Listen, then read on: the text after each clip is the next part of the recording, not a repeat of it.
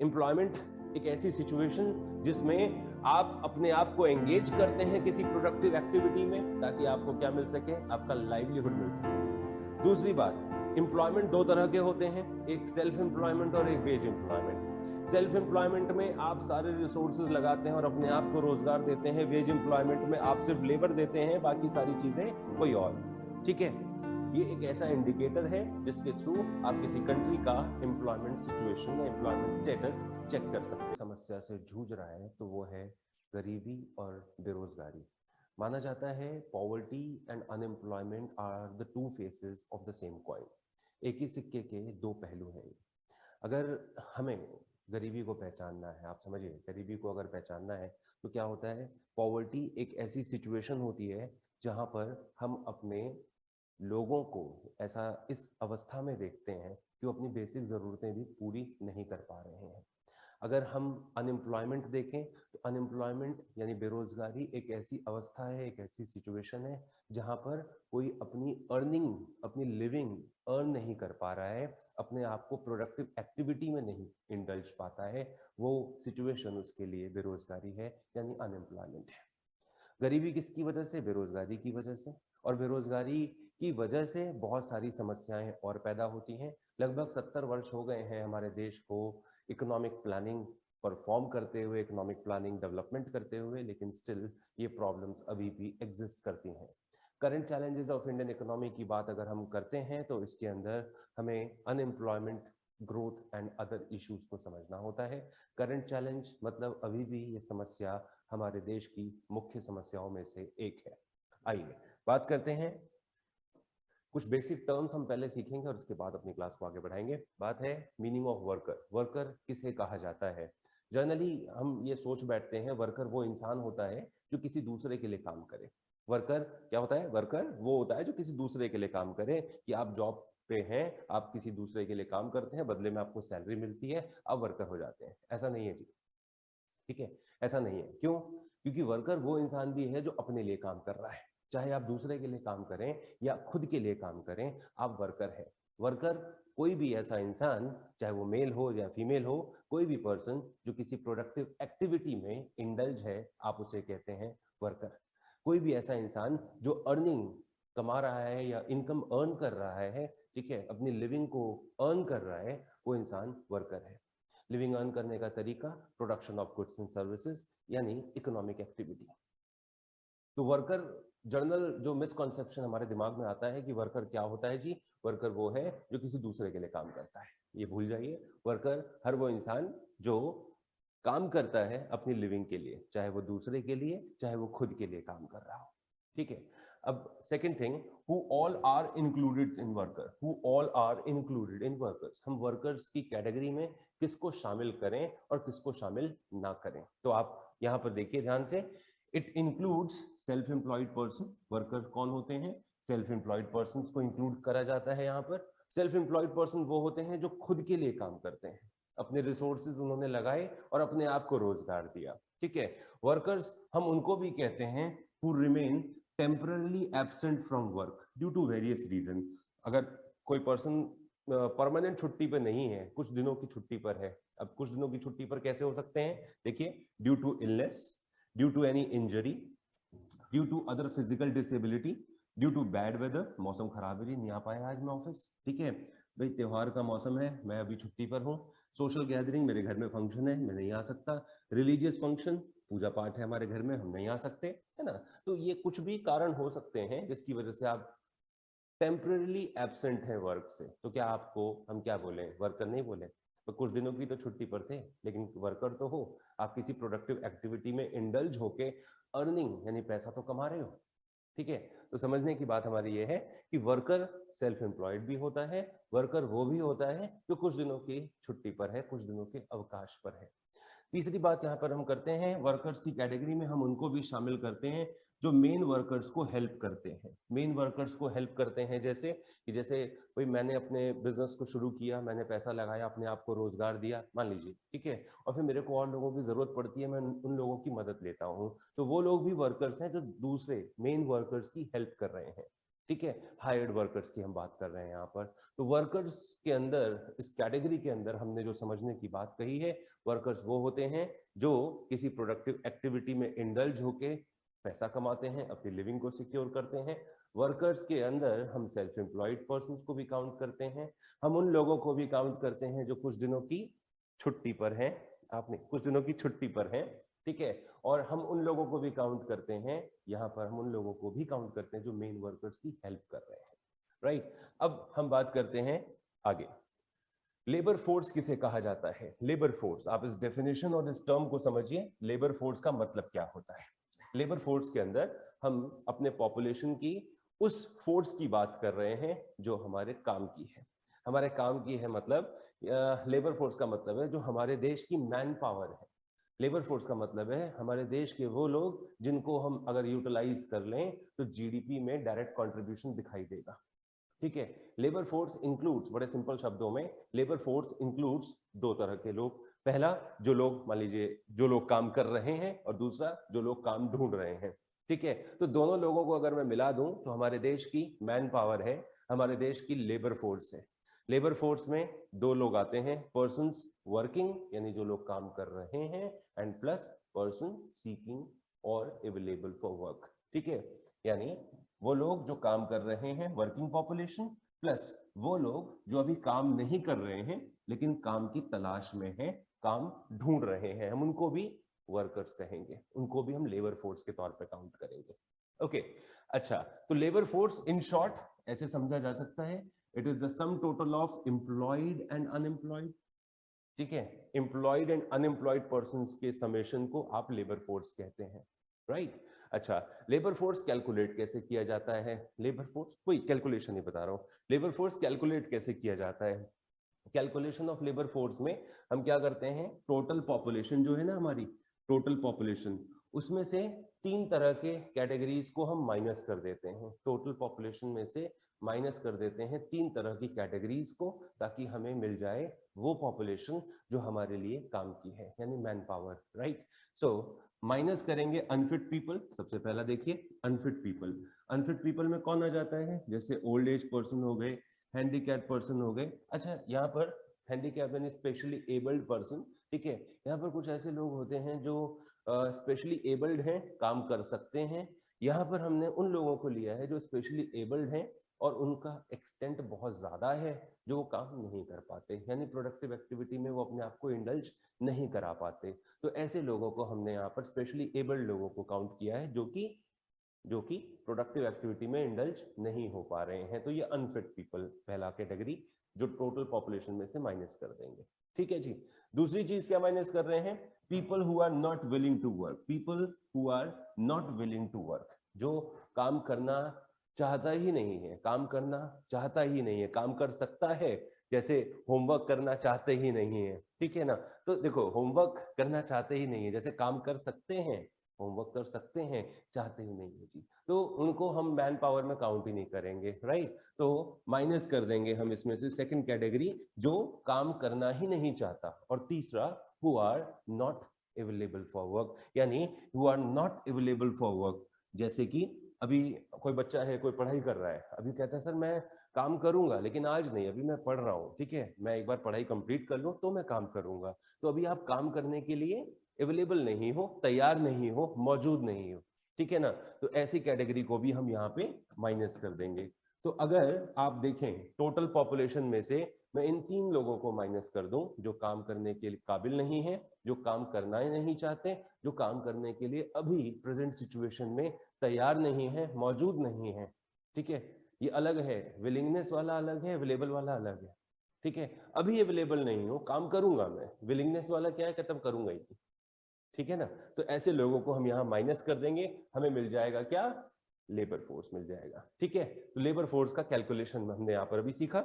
अच्छा, यहाँ पर एक बात बड़ी नोटिस करी है हमने, children below 15 years and old age person above 60 years, जो बच्चे 15 साल से कम हैं और जो सीनियर सिटीजन 60 साल से ऊपर हैं, हम उनको लेबर फोर्स में एक्सक्लूड करते हैं। एक्सक्लूड करने का मतलब है उन्हें शामिल नहीं किया जाता। ये डिपेंडेंट पॉपुलेशन होती है हमारी, ठीक है। Children below 15 and senior citizen above 60, ये हमारी डिपेंडेंट पॉपुलेशन होती है, हम इसको यहाँ लेबर फोर्स में शामिल नहीं करते हैं, ठीक है। अच्छा, अब आइए हम समझते हैं लेबर फोर्स पार्टिसिपेशन रेट क्या होता है। अब वर्ड्स को समझिएगा, लेबर फोर्स पार्टिसिपेशन रेट क्या होता है, मतलब आपकी टोटल पॉपुलेशन में से कितनी पॉपुलेशन आपकी ऐसी है जो जीडीपी को कंट्रीब्यूट कर सकती है, यानी टोटल पॉपुलेशन में से आपकी लेबर फोर्स कितनी है, राइट। तो मैं ऐसा समझाने वाला हूं, it is the ratio of labour force, it is the ratio of labour force to total population, ठीक है, टोटल पॉपुलेशन। विजिबिलिटी है पीछे से, okay, right. So labour force divided by total population, ये है हमारा लेबर फोर्स पार्टिसिपेशन रेट, कि कितने प्रतिशत लोग काम के हैं, 100 में से कितने लोग लेबर फोर्स का हिस्सा है, ठीक है। तो the ratio of labour force to total population is known as labour force participation rate. तो इसका फॉर्मूला हो गया LFPR is equal to this, ठीक है जी। अब आइए वर्क फोर्स समझते हैं। वर्क फोर्स का मतलब है लेबर फोर्स में से दो लोग शामिल हैं ना लेबर फोर्स में, पहला लोग जो काम कर रहे हैं प्लस जो काम ढूंढ रहे हैं, दोनों लोग शामिल हैं, ठीक है। अगर मैं ये ढूंढना चाहता हूं कि वर्क फोर्स कितनी है हमारी, वर्क फोर्स मतलब पर्सन वर्किंग कितने हैं, कितने लोग अभी काम कर रहे हैं, ठीक है। मैं अगर ये ढूंढना चाहता हूं तो क्या करूंगा, फॉर्मूला बड़ा सिंपल फॉर्मूला है, लेबर फोर्स में से माइनस कर देंगे आप उन लोगों को जो अभी काम ढूंढ रहे हैं, जो अभी काम ढूंढ रहे हैं, जिनको काम नहीं मिला है, माइनस कर दीजिए तो आपको मिल जाएगा वर्क फोर्स। क्या मिल जाएगा, वर्क फोर्स। तो लेबर फोर्स में से अनएम्प्लॉयड पर्संस को माइनस कर दीजिए, वर्क फोर्स मिल जाएगा। और अगर अनएम्प्लॉयड पीपल निकालना चाहते हैं कि कितने लोग बेरोजगार हैं, तो बड़ा वही फॉर्मूला हम यूज कर रहे हैं, सिंपल सा, लेबर फोर्स में से वर्क फोर्स माइनस कर दिया, ठीक है। इतना क्लियर है सब लोगों को ना। लेबर फोर्स में से वर्क फोर्स माइनस कर दीजिए तो पता चल जाएगा बेरोजगार कितने हैं, और लेबर फोर्स में से बेरोजगारों को माइनस कर दीजिए तो पता चल जाएगा काम कितने कर रहे हैं, ठीक है। अच्छा, अब इस वर्ड को समझिएगा, ये जो टर्म है WPR, that is worker population ratio, आपकी टोटल पॉपुलेशन में वर्कर कितने हैं, बात समझिएगा।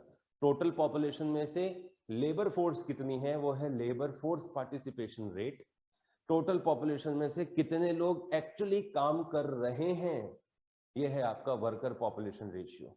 टोटल पॉपुलेशन में से कितने लोग एक्चुअली काम कर रहे हैं, कितने लोग उसमें से एक्चुअली एम्प्लॉयड हैं, ये है वर्कर पॉपुलेशन रेशियो। सर क्या इंडिकेट करता है ये, क्या मेजर करता है ये, इसको समझाना चाहूंगा। देखें, it is an indicator which is used to analyze the employment situation in the country। एक ऐसा इंडिकेटर है जिसके थ्रू आप अपने देश में बेरोजगारी की सिचुएशन कैसी है, यानी अनएम्प्लॉयमेंट स्टेटस क्या है, आप इसको चेक कर सकते हैं। अगर वर्कर पॉपुलेशन रेशियो हम कैलकुलेट करें तो it is calculated by dividing the total number of workforce multiplied by divided by population multiplied by 100। Formula अगर हम इसको लिखना चाहें, इसका फॉर्मूला बनाना चाहें, तो worker population ratio is equal to total workforce, जितने लोग काम कर रहे हैं, divided by total population multiplied by 100, ठीक है जी। ये है कहानी इसकी, वर्कर पॉपुलेशन रेशियो का फॉर्मूला है। ये एक ऐसा इंडिकेटर है जिसके थ्रू आप किसी कंट्री का एम्प्लॉयमेंट सिचुएशन या एम्प्लॉयमेंट स्टेटस चेक कर सकते हो। और सुनिए, इसके बारे में कुछ ऑब्जर्वेशन मैं कहना चाहूंगा। देखिए, worker population ratio is very useful in determining the proportion of population that is entirely contributing to the production of goods and services। Worker population ratio की खास बात है ये, ठीक है। एक बार मैं चाहूंगा इसको कंसीडर कर लीजिए आप लोग। हाँ जी, यहां तक हमें कोई प्रॉब्लम नहीं है। अब ऑब्जर्वेशन को मैं समझाना चाहूंगा कि ये जो पार्टिसिपेशन रेट है इंडिया में वो किस तरह का है, राइट। वर्कर पॉपुलेशन रेशियो को ही डिस्क्राइब किया जा रहा है। अगर हम ये कहते हैं with the help of the given data, the following conclusions can be drawn.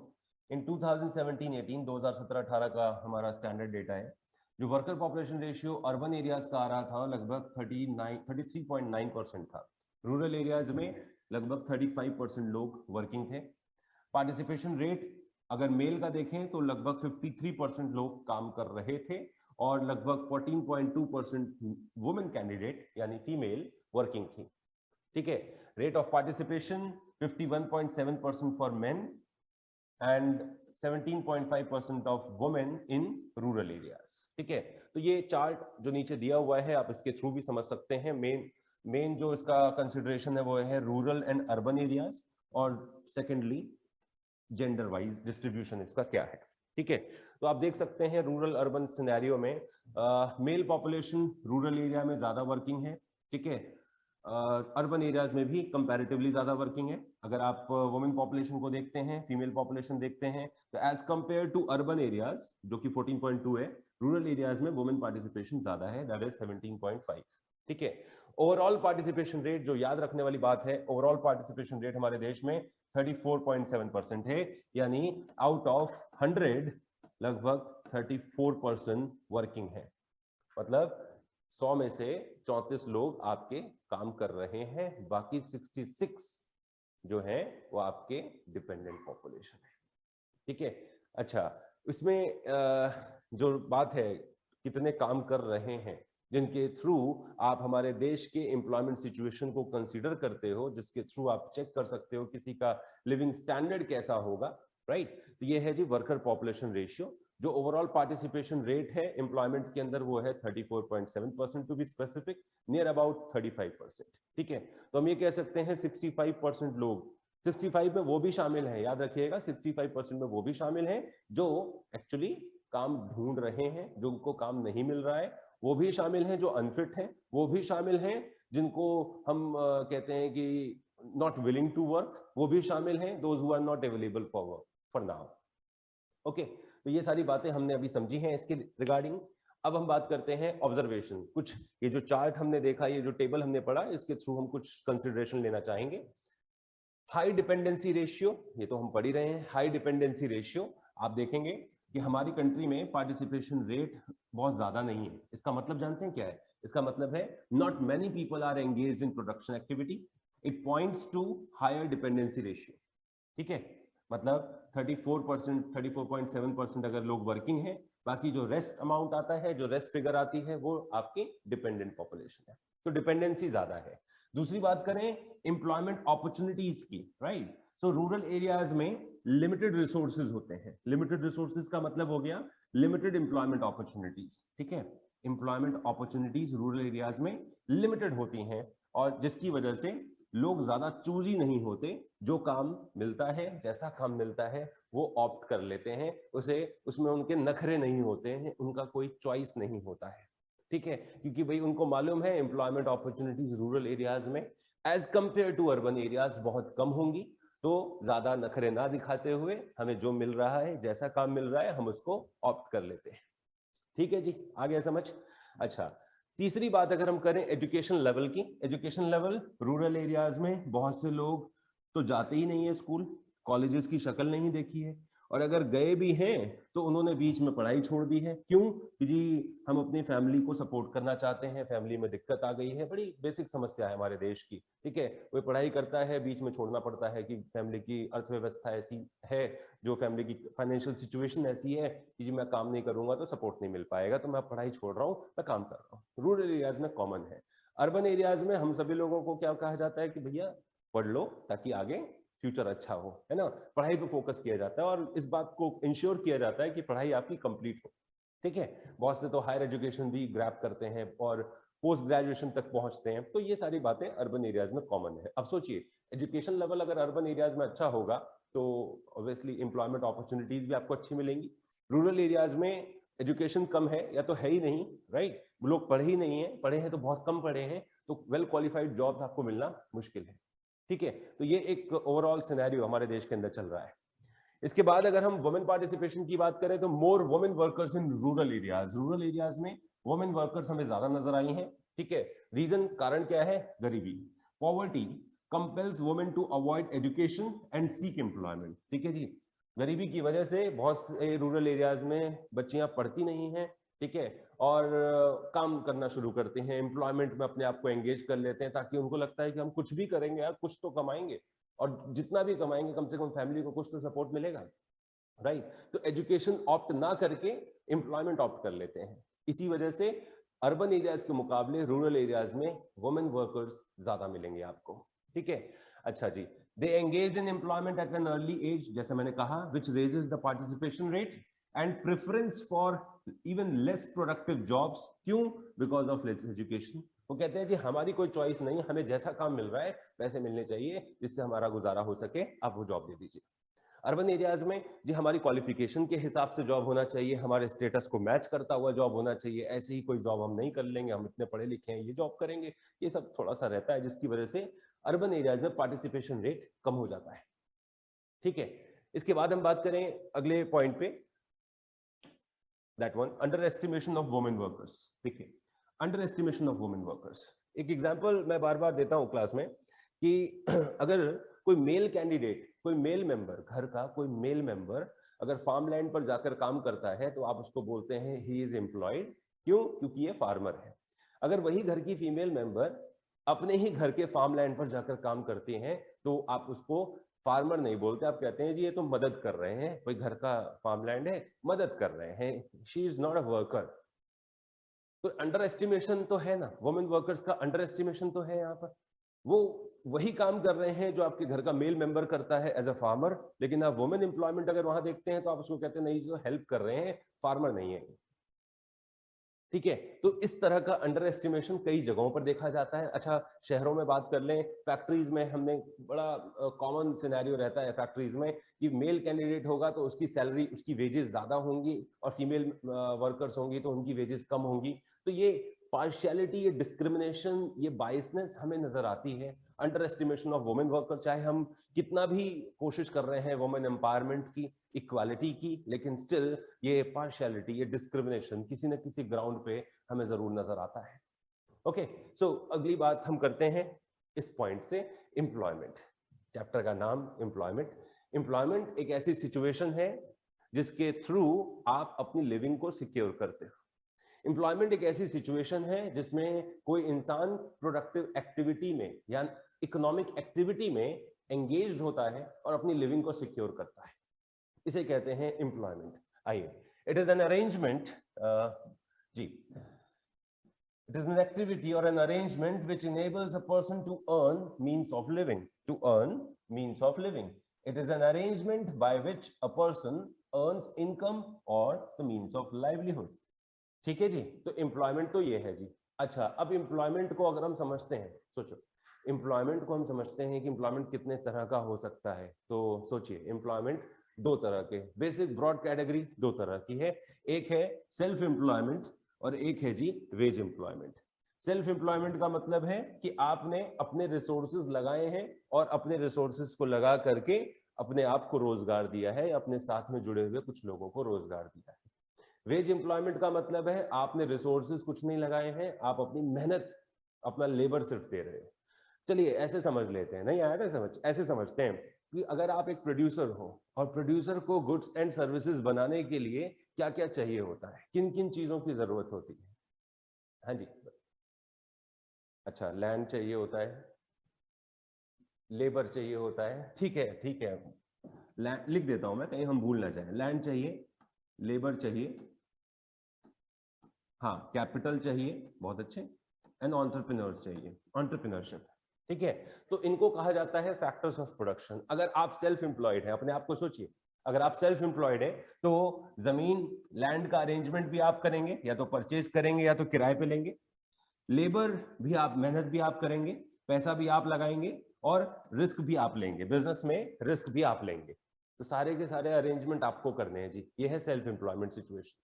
अगर आप वेज एम्प्लॉयमेंट की बात करें तो आपने लैंड में कोई इन्वेस्टमेंट नहीं किया, ठीक है, पैसा कंपनी को आपने नहीं दिया, रिस्क आप नहीं ले रहे हैं बिजनेस में, आप क्या दे रहे हैं जी, आप कहते हैं मेरी मेहनत मैं आपको देना चाहूंगा। तो वेज एम्प्लॉयमेंट के अंदर एक्सेप्ट लेबर आपका रिसोर्सेज में कंट्रीब्यूशन नहीं होता। सेल्फ एम्प्लॉयमेंट में आपका सारे के सारे फैक्टर्स ऑफ प्रोडक्शन यानी रिसोर्सेज का अरेंजमेंट आपको खुद करना होता है। ठीक है, चलिए, तो सेल्फ एम्प्लॉयमेंट के बारे में कुछ बातें कर रहे हैं हम यहाँ पर। एक ऐसा अरेंजमेंट जिसके अंदर वर्कर अपने ही रिसोर्सेज को यूज करके अपने आप को लिविंग प्रोवाइड करता है, अपने आप को रोजगार देता है। इस सिचुएशन को हम सेल्फ एम्प्लॉयमेंट कहते हैं और उस इंसान को सेल्फ एम्प्लॉयड कहते हैं। ठीक है, जैसे आपने अपने रिसोर्सेज लगाए, पैसा लगाया, जमीन खरीदी, है ना, स्किल्स लगाई, रिस्क लेने के लिए तैयार हो गए। अब आप क्या कर रहे हैं? Self employment. और आप कौन है? Self employed. ठीक है, जैसे लोग पूछते हैं कि भाई आप क्या करते हैं, तो बहुत से लोग कहते हैं आई एम सेल्फ एम्प्लॉयड। तो वो सेल्फ एम्प्लॉयड मतलब उस इंसान ने अपने आप को रोजगार दिया है। और आज की डेट में जो हमारी शिक्षा नीति है, जो हमारी एजुकेशन पॉलिसी है, वो हमें इस तरह से पढ़ाया जा रहा है, इस तरीके से बच्चों को ट्रेन किया जा रहा है कि आप जॉब मांगने वाले मत बनो, जॉब देने वाले बनो। ठीक है, तो ये है सेल्फ एम्प्लॉयमेंट। हमारे देश में सेल्फ एम्प्लॉयमेंट एक मेजर सोर्स ऑफ लाइवलीहुड हम देखते हैं। सोर्स ऑफ लाइवलीहुड का मतलब है एक ऐसी चीज, एक ऐसा सेक्टर जहां पे सबसे ज्यादा लोग अपने आप को एंगेज करते हैं। राइट, देखिए, self employment is a major source of livelihood for both men and women. चाहे वो मेल हो चाहे वो फीमेल हो, self employment major employment source है। वेज एम्प्लॉयमेंट की बात कर रहे हैं जी। वेज एम्प्लॉयमेंट क्या होता है? जहां पर एक ऐसा अरेंजमेंट है जहां पर worker sells his or her labour and earns wages in return, and that situation is wage employment. ठीक है, वो तो वेज एम्प्लॉयमेंट हो गया। अच्छा, अब उस इंसान को क्या बोलते हैं? The worker is known as employee. Employee बोलिए या हायर्ड वर्कर बोलिए। और जिसने उसको हायर किया है, उस लेबर को जिसने रखा है, आप उसको बोलते हैं एम्प्लॉयर। तो जी, एम्प्लॉयर कौन होता है? जिसने आपको काम दिया। एम्प्लॉय कौन? जो आप हैं। आप कहते हैं जी मेरे पास में ना जमीन है, ना पैसा है, ना एंटरप्रेन्योरशिप स्किल्स है, मैं क्या करना चाहता हूँ, मेरे पास में जो मेरी मेहनत है, मेरी जो स्किल्स है, मेरा जो एक्सपर्टीज है थोड़ा बहुत, मैं आपकी कंपनी को देना चाहता हूँ, बदले में आप मेरे को वेजेस दे दीजिए। तो जिसने आपको काम दिया वो आपका एम्प्लॉयर हो जाएगा और आप हो जाएंगे एम्प्लॉय। ये रिश्ता समझिए, एम्प्लॉयर एम्प्लॉय का जो रिलेशन है, इसको हमने समझा है। अच्छा, यहाँ पर workers do not have any other resources जैसे land, capital and entrepreneurship except their own labour. ठीक है, अच्छा, they offer their labour services to others and in return gets wages. ठीक है, ये समझ लिया हम लोगों ने। भाई आपने अपना बिजनेस शुरू किया, आप सेल्फ एम्प्लॉयड हो गए, आप दूसरे के लिए काम कर रहे हैं, समझने वाली बात है, आप दूसरे के लिए काम कर रहे हैं। अगर दूसरे के लिए काम कर रहे हैं, वेज एम्प्लॉयमेंट कहलाता है। और आप कौन है? एम्प्लॉई हैं। सुनिए, आप कौन है? एम्प्लॉई हैं। लेकिन ये एम्प्लॉई परमानेंट भी होता है और टेम्परेरी भी होता है। What I am trying to say now, ये जो वेज एम्प्लॉयमेंट वाली कैटेगरी है ना, ये दो तरह की होती है। एक रेगुलर यानी परमानेंट और एक टेम्परेरी यानी कैजुअल। तो आइए ये समझें, veg employment is of two types, एक रेगुलर वर्कर्स वाली कैटेगरी और दूसरा कैजुअल वर्कर्स वाली कैटेगरी। ठीक है, देखें, रेगुलर वर्कर्स कौन होते हैं? ये वो वर्कर्स हैं who are employed on permanent basis, ठीक है, या रेगुलर बेसिस कह लीजिए। They earn regular income and their jobs are secured या स्टेबल। फॉर एग्जाम्पल, जैसे एक कंस्ट्रक्शन साइट है, कंस्ट्रक्शन साइट पर कोई सिविल इंजीनियर है, तो civil engineer on a construction site, ये क्या हो गया हमारे लिए? ये हो गया रेगुलर वर्कर। रेगुलर वर्कर मतलब उसकी जॉब जो है स्टेबल है, उसकी इनकम फिक्स्ड है, सिक्योर्ड है, उसकी जॉब परमानेंट है।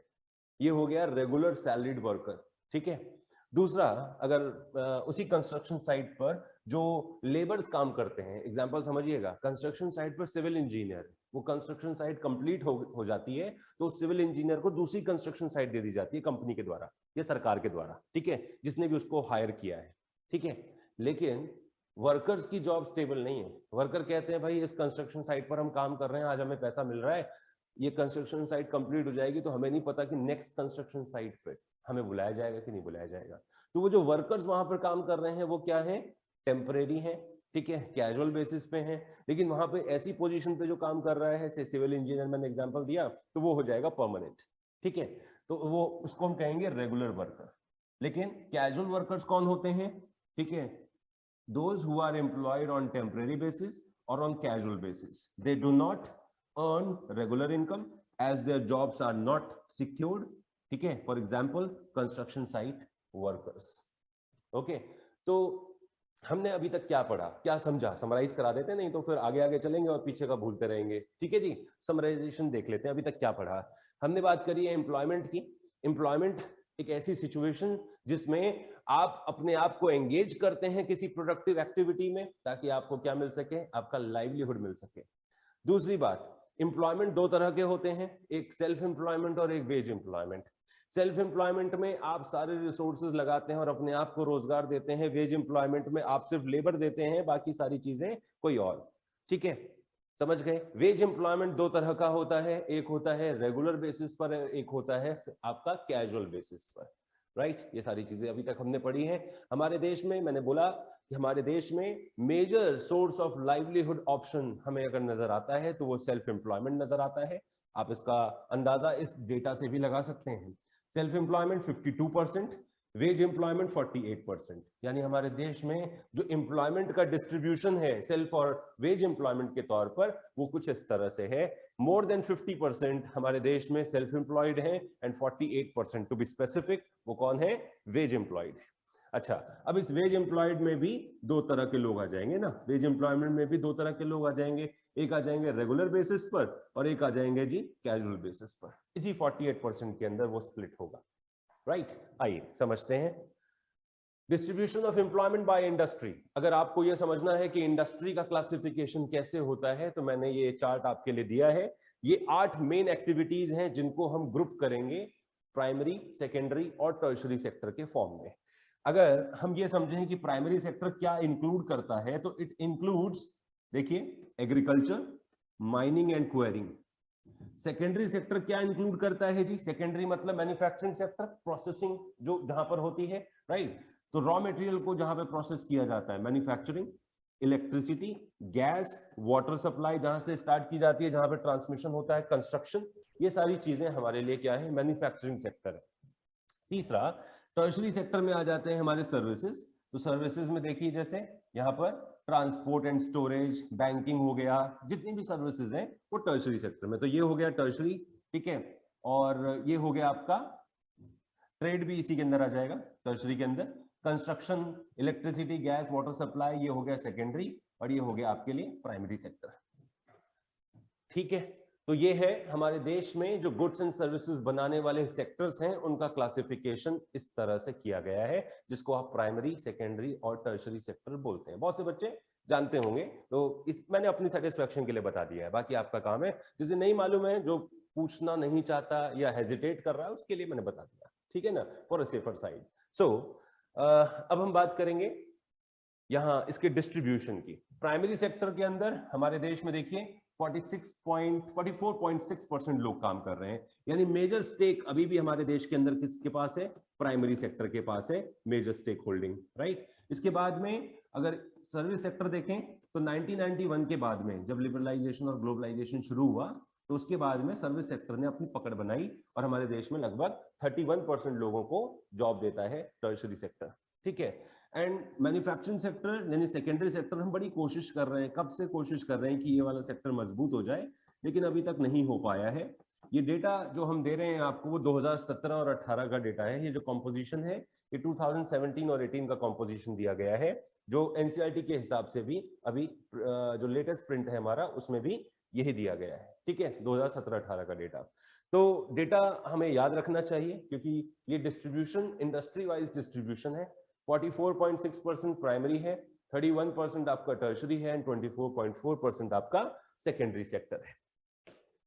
ठीक है, आइए अब हम बात करते हैं डिस्ट्रीब्यूशन रूरल और अर्बन लेवल पे. रूरल एरियाज में कितने लोग प्राइमरी में, कितने लोग सेकेंडरी में और कितने लोग टर्शरी में काम करते हैं, एंड सिमिलरली अर्बन एरियाज में सेक्टरल डिस्ट्रीब्यूशन कैसा है.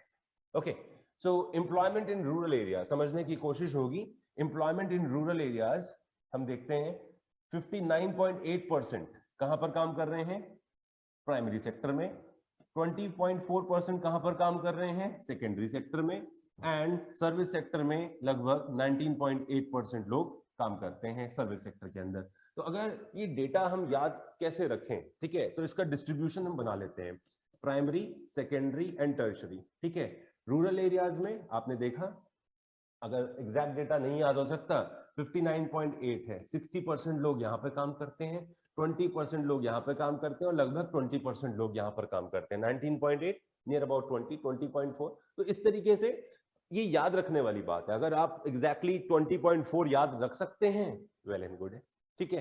अदरवाइज 60% अप्रॉक्स चल जाएगा, है ना, 60% अप्रॉक्स चल जाएगा, क्योंकि ये बहुत थोड़ा सा एडजस्टमेंट करा है। क्या कहते हैं उसको, कि दाल में नमक खाया जाता है, नमक में दाल नहीं, है ना। तो थोड़ा बहुत अप्रॉक्स आपका चल जाएगा। लेकिन अब डेटा था 60, आप लिख रहे हैं 72% अप्रॉक्स, ये नहीं चलेगा, ठीक है। तो अर्बन एरियाज में एम्प्लॉयमेंट का डिस्ट्रीब्यूशन देखेंगे। In case of urban areas, primary sector का तो रोल सर नेम से एक होता है। अर्बन एरियाज में कहाँ, एग्रीकल्चर, माइनिंग, क्वेरिंग कहाँ पर होता है, अर्बन एरियाज में नहीं होता ना। प्राइमरी सेक्टर नियर अबाउट 6.6%, ठीक है। सेकेंडरी सेक्टर का एक अच्छा कंसिडरेबल रोल होता है, जो आप देख सकते हैं 34.3%, ठीक है। और सर्विस सबसे ज्यादा, सर्विस सेक्टर सबसे ज्यादा सर्विस सेक्टर है, टर्शरी सेक्टर सबसे ज्यादा है यहाँ पर, कितना, 59.1%, ठीक है, 59.1%। तो अगर हम इसका डिस्ट्रीब्यूशन करें प्राइमरी, सेकेंडरी और टर्शरी में, तो प्राइमरी सेक्टर 6% है लगभग, 34% है सेकेंडरी, एंड टर्शरी सेक्टर आपका 59% है या 60% है, याद रखने के लिए हो सकता है, ठीक है। तो एनालिसिस अगर हम कर रहे हैं तो रूरल एरियाज में, आइए मैं यहाँ पर आपको नेक्स्ट लेवल पे लेकर चलूंगा। यहाँ पर आप देख सकते हैं एरिया वाइज डिस्ट्रीब्यूशन हमने किया है। रूरल एरियाज में सबसे ज्यादा जो होल्डिंग है वो प्राइमरी सेक्टर की है, और अर्बन एरियाज में सबसे ज्यादा होल्डिंग किसकी है, जी हाँ, टर्शरी सेक्टर की, सर्विस सेक्टर की, ठीक है। सेकेंडरी सेक्टर रूरल एरियाज के मुकाबले अर्बन एरियाज में थोड़ा सा कंसिडरेबली अच्छा है, ठीक है। रूरल एरियाज में प्राइमरी सेक्टर के अलावा बाकी दोनों सेक्टर इक्वल शेयर रखते हैं, नियर अबाउट इक्वल शेयर, 20%। लेकिन अर्बन एरियाज में ये जो रेशियो है थोड़ा सा रिवर्ट करता है, रिवर्स ऑपरेशन दिखाता है। प्राइमरी सेक्टर बहुत कम है, सबसे ज्यादा आपका टर्शरी सेक्टर है, उसके बाद सेकेंडरी सेक्टर है, फिर आता है प्राइमरी। क्लियर? तो ये है जी एरिया वाइज डिस्ट्रीब्यूशन। अब हम जेंडर वाइज डिस्ट्रीब्यूशन कर लें, मेल और फीमेल एम्प्लॉयमेंट इन तीनों सेक्टर्स में। तो देखिए 40.7% लोग काम करते हैं कहां पर, प्राइमरी सेक्टर में, और वो कौन है, mail population. 26.5% female male workers secondary sector में, एंड सर्विस सेक्टर में मेल वर्कर कितने हैं, 32.8%। Similarly female employment in primary sector आप देख सकते हैं सबसे ज्यादा है 57.1, सिर्फ 17.7% फीमेल एम्प्लॉयमेंट है सेकेंडरी सेक्टर में, और सर्विस सेक्टर में 25%, ठीक है। इसको हमने यहां पर भी शो किया है। जेंडर वाइज डिस्ट्रीब्यूशन आप देख सकते हैं, मेल पॉपुलेशन प्राइमरी में सबसे ज्यादा, फीमेल पॉपुलेशन भी प्राइमरी में सबसे ज्यादा, ठीक है। एंड इसके बाद मेल पॉपुलेशन, इसके बाद कहां पर ज्यादा है जी, टर्शरी सेक्टर में, ठीक है। और फीमेल पॉपुलेशन सबसे कम किधर है, सेकेंडरी सेक्टर में। सेकेंडरी सेक्टर में नेम से कंट्रीब्यूशन है फीमेल वर्कर्स का, ठीक है। आप प्राइमरी, सेकेंडरी, टर्शरी सेक्टर में दो चीजों का डिस्ट्रीब्यूशन पढ़ रहे थे, एक है एरिया वाइज डिस्ट्रीब्यूशन और एक है जेंडर वाइज डिस्ट्रीब्यूशन। तो एरिया वाइज और जेंडर वाइज डिस्ट्रीब्यूशन करके हमें यह समझ आता है कि हमारे देश में किस एरिया में कौन सा सेक्टर और कौन सी पॉपुलेशन, मेल या फीमेल, किस सेक्टर में ज्यादा है, ठीक है जी। अब हम बात करने वाले हैं growth and the changing structure of employment. बहुत बहुत बहुत ध्यान से सुनिएगा, यहां 50 लिखा हुआ है, बट मैं तो कहूंगा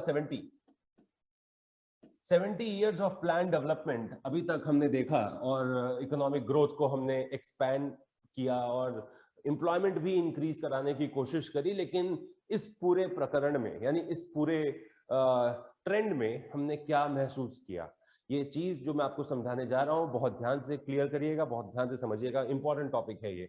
देखें, हम कहते हैं शुरू में, अगर मैं 90s से बात करूं, 1950s से बात करूं, तो जीडीपी इंक्रीज हुआ, साथ में एम्प्लॉयमेंट भी इंक्रीज हुआ, ठीक है। लेकिन जीडीपी का इंक्रीज एम्प्लॉयमेंट के इंक्रीज से ज्यादा था। पहली बात, आपने फर्स्ट पॉइंट जो लिखा हुआ है बेटा वही समझाया जा रहा है, बिल्कुल समझिएगा ध्यान से। सबसे पहले जीडीपी बढ़ा और एम्प्लॉयमेंट भी बढ़ा, लेकिन जीडीपी का ग्रोथ रेट एम्प्लॉयमेंट के ग्रोथ रेट से ज्यादा था। दूसरी बात, सेकंड पॉइंट है, जीडीपी कभी बहुत ज्यादा इंक्रीज हुआ, कभी बहुत कम हुआ, कभी बहुत कम हुआ, कभी और ज्यादा इंक्रीज हुआ। यानी जीडीपी बढ़ने का जो रेट था वो बहुत ही ज्यादा वोलाटाइल था, दैट इज बहुत ही ज्यादा फ्लक्चुएटिंग नेचर का था। लेकिन एम्प्लॉयमेंट के बढ़ने का growth rate near about 2% per annum था, अप्रोक्सीमेटली 2% पर एनम लगातार एम्प्लॉयमेंट इंक्रीज हो रहा था। मैं 1950 से समझा रहा हूं आपको, 1950 से लेकर 2000 तक का ट्रेंड में समझा रहा हूं। एंड इस ट्रेंड में ये जो changing structure of GDP and employment है उसको समझिएगा ध्यान से, मैं क्या बोलने वाला हूं। पहला मैंने बोला जीडीपी बढ़ा था, एम्प्लॉयमेंट भी बढ़ी थी, है जी। जीडीपी मतलब समझते हो ना, हंसते हैं जी। जीडीपी, हाँ, जीडीपी का जो बढ़ना है वो इकोनॉमी की ग्रोथ का सिंबल है। जीडीपी का बढ़ना इकोनॉमिक ग्रोथ का सिंबल है, ठीक है। तो जीडीपी बढ़ा, एम्प्लॉयमेंट बढ़ी, पहला पॉइंट।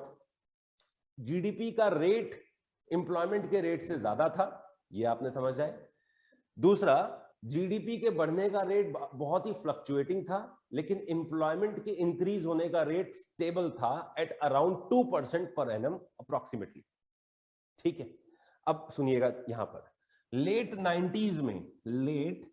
90s में जीडीपी तो इंक्रीज हो रहा था, चाहे ज्यादा या थोड़ा कम, बट जीडीपी इंक्रीज हो रहा था, ठीक है।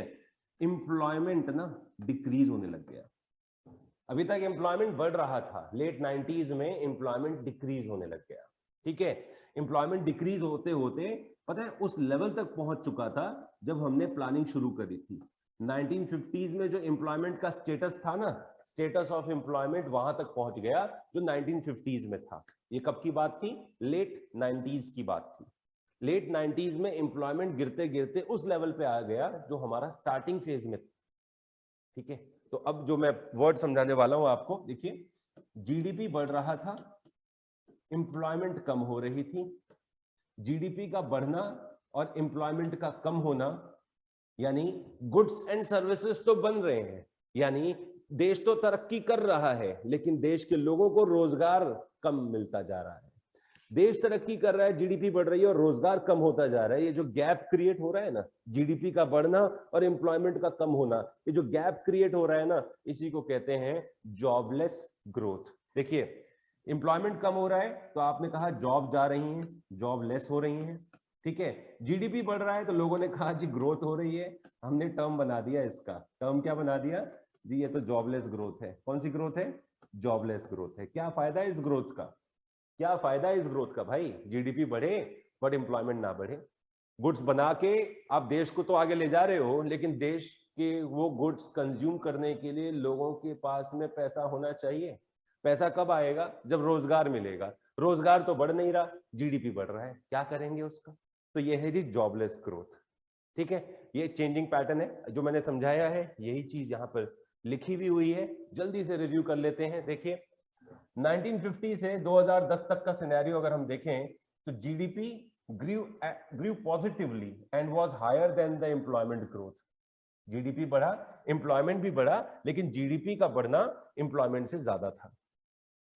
There was always fluctuation in the growth of GDP. GDP का फ्लक्चुएशन बहुत ज्यादा था, लेकिन employment grew at a positive stable rate of about 2% per annum. लेकिन लेट 90s में हमने क्या महसूस किया? Employment growth was started declining and reached the level of growth that India had in the early stages of planning. Employment का level कम होना शुरू हो गया और कम होते होते कहां तक पहुंच गया? जितना 1950s में था, ठीक है। और इन्हीं ईयर्स के दौरान, during these years, the gap between growth of GDP and employment was widening. यानी ये जीडीपी बढ़ रहा था, एम्प्लॉयमेंट कम हो रही थी। ये जीडीपी और एम्प्लॉयमेंट का ग्रोथ बढ़ता जा, जो गैप था सॉरी, वो बढ़ता जा रहा था। जीडीपी का ग्रोथ और एम्प्लॉयमेंट का डिक्लाइन होना, ये बढ़ता जा रहा था, जिसकी वजह से एक सिचुएशन, एक अवस्था बनती है जिसको आपने कहा जॉबलेस ग्रोथ।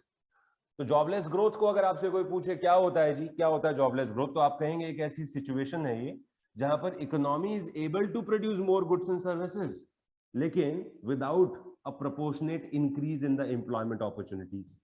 बिना देश में एम्प्लॉयमेंट अपॉर्चुनिटीज को बढ़ाए अगर आप ज्यादा गुड्स एंड सर्विसेज बना लेते हैं तो आपके लिए क्या है, वो आपके लिए क्या है, जॉबलेस ग्रोथ है। क्योंकि जीडीपी बढ़ेगा, एम्प्लॉयमेंट कम होगा, that situation is jobless growth.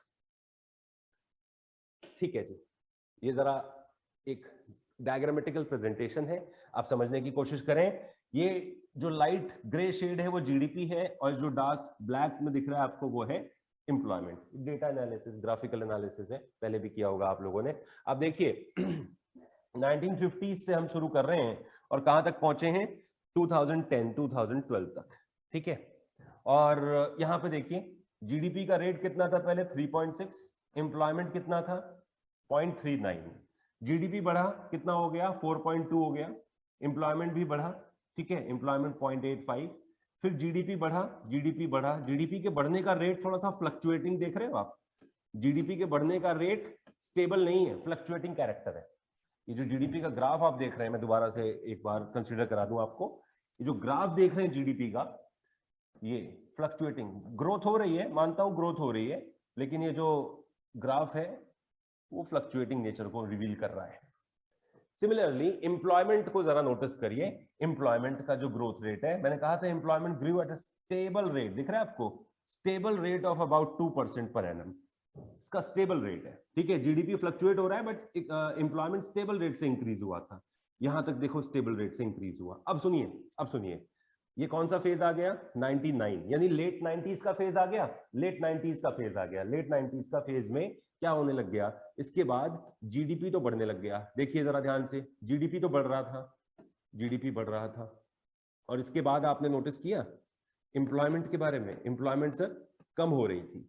GDP का बढ़ना और एम्प्लॉयमेंट का कम होना एक गैप क्रिएट कर रहा था, ये गैप देख रहे हो आप, ये गैप क्रिएट हो गया, और इसी गैप को आपने नाम दिया, this gap is known as jobless growth, right. तो this is the graphical analysis of jobless growth.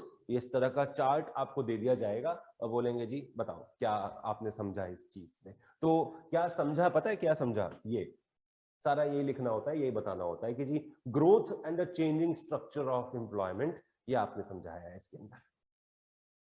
Alright, चलिए अब बात कर लेते हैं जी casualisation of workforce. Casualisation of workforce, पहले समझना होगा वर्कफोर्स जो है वो कैजुअल कब मानी जाती है, ठीक है, कैजुअल कब मानी जाती है। देखिए अगर आप एक जॉब कर रहे हैं और वो जॉब स्टेबल है और आपकी इनकम अगर स्टेबल है तो आप रेगुलर वर्कर हैं। रेगुलर वर्कर का मतलब है, रेगुलर वर्कर का मतलब है जो स्टेबल इनकम अर्न कर रहा है, जो अलग अलग जो बेनिफिट्स हैं, रिटायरमेंट बेनिफिट्स वगैरह वो आपको मिलते हैं, ये कहलाते हैं जी क्या, ये कहलाते हैं आपके रेगुलर सैलरीड वर्कर।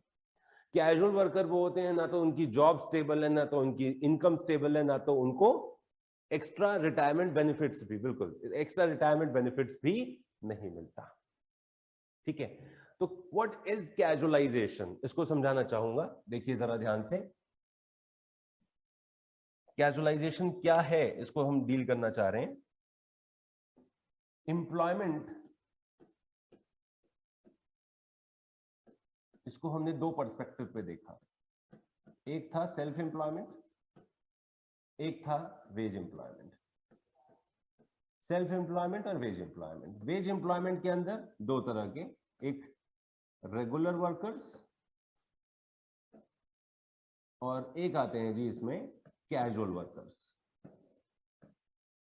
ठीक है, देखो सेल्फ एम्प्लॉयमेंट में है यानी आप अपना काम कर रहे हैं, अपना बिजनेस कर रहे हैं, ठीक है, जो भी आपका रिसोर्स है वो आपने खुद लगाया है और अपने आप को रोजगार दिया है, उसकी बात करते हैं।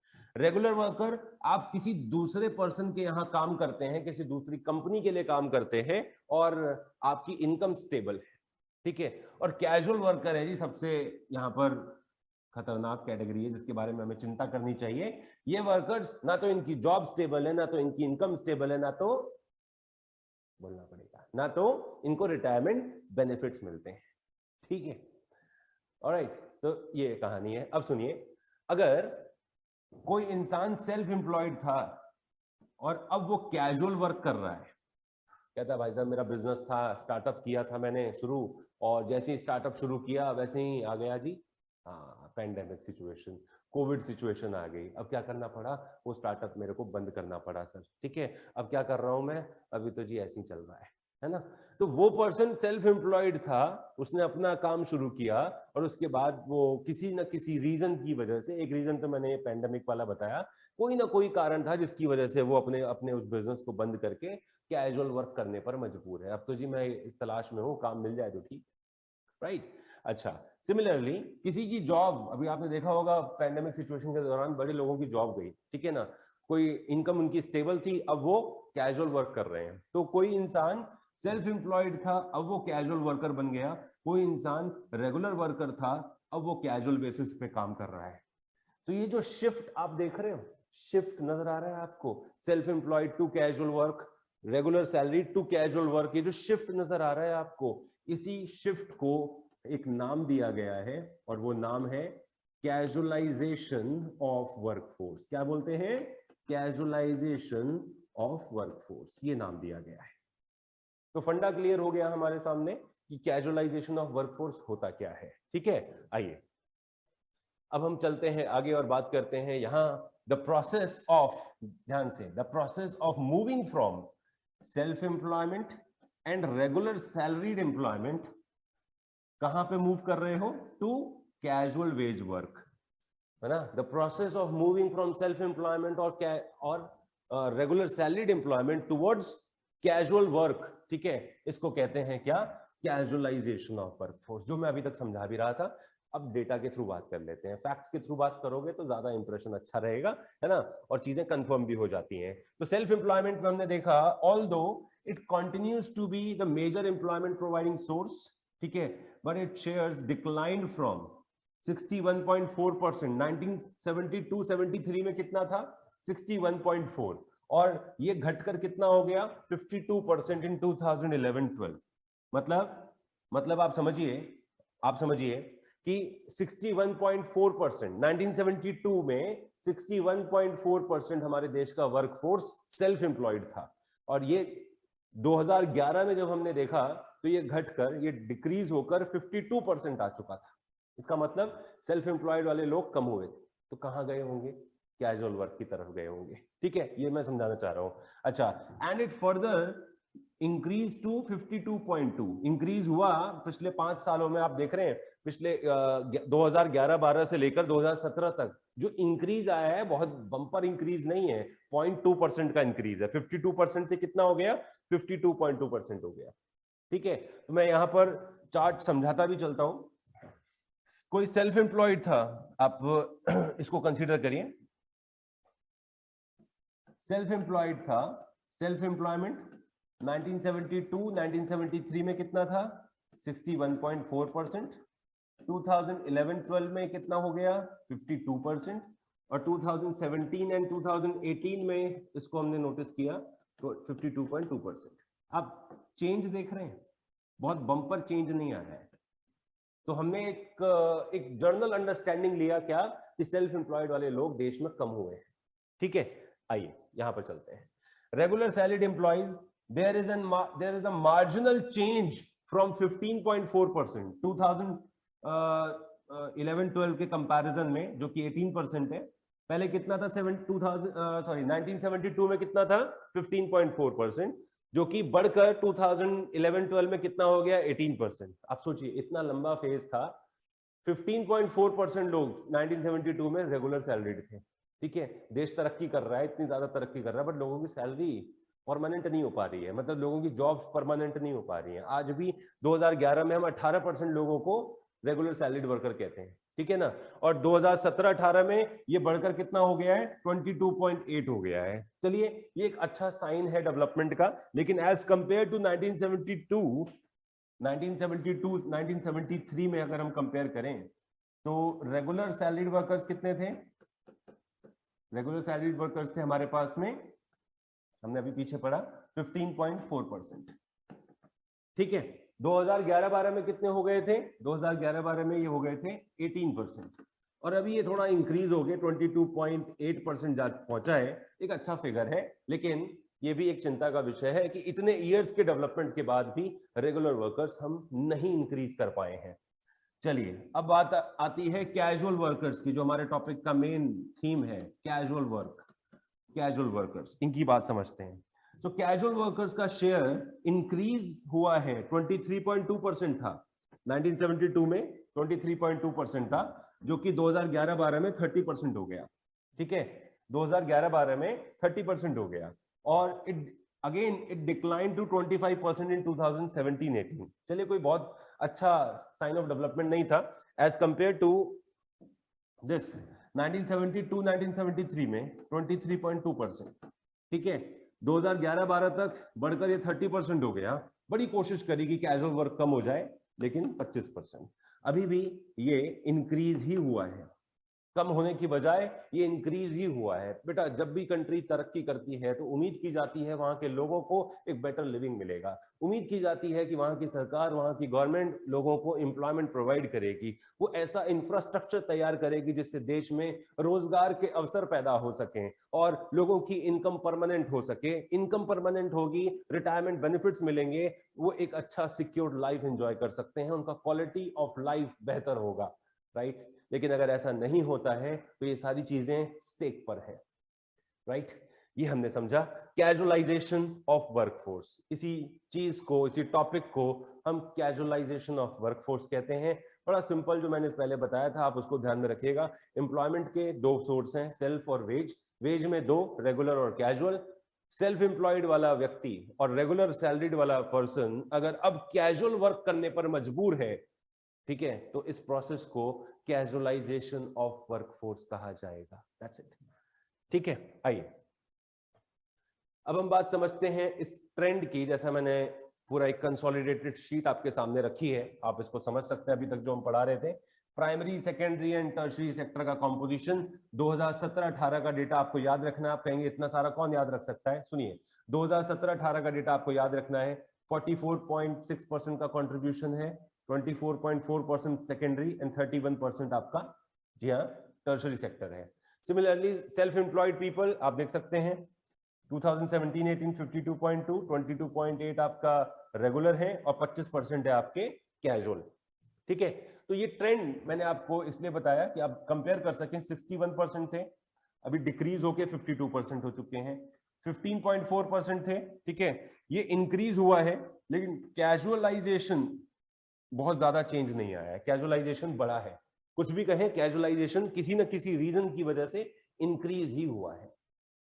ठीक है ना, अब समझते हैं informalisation of Indian workforce. Informalisation, पहली बात तो ये सेक्टर क्या है, फॉर्मल और इनफॉर्मल क्या है, इसको समझाना चाहूंगा। फिर इनफॉर्मलाइजेशन क्या होता है मैं उसको समझाऊंगा। देखें यहां पर, इस चीज को समझें।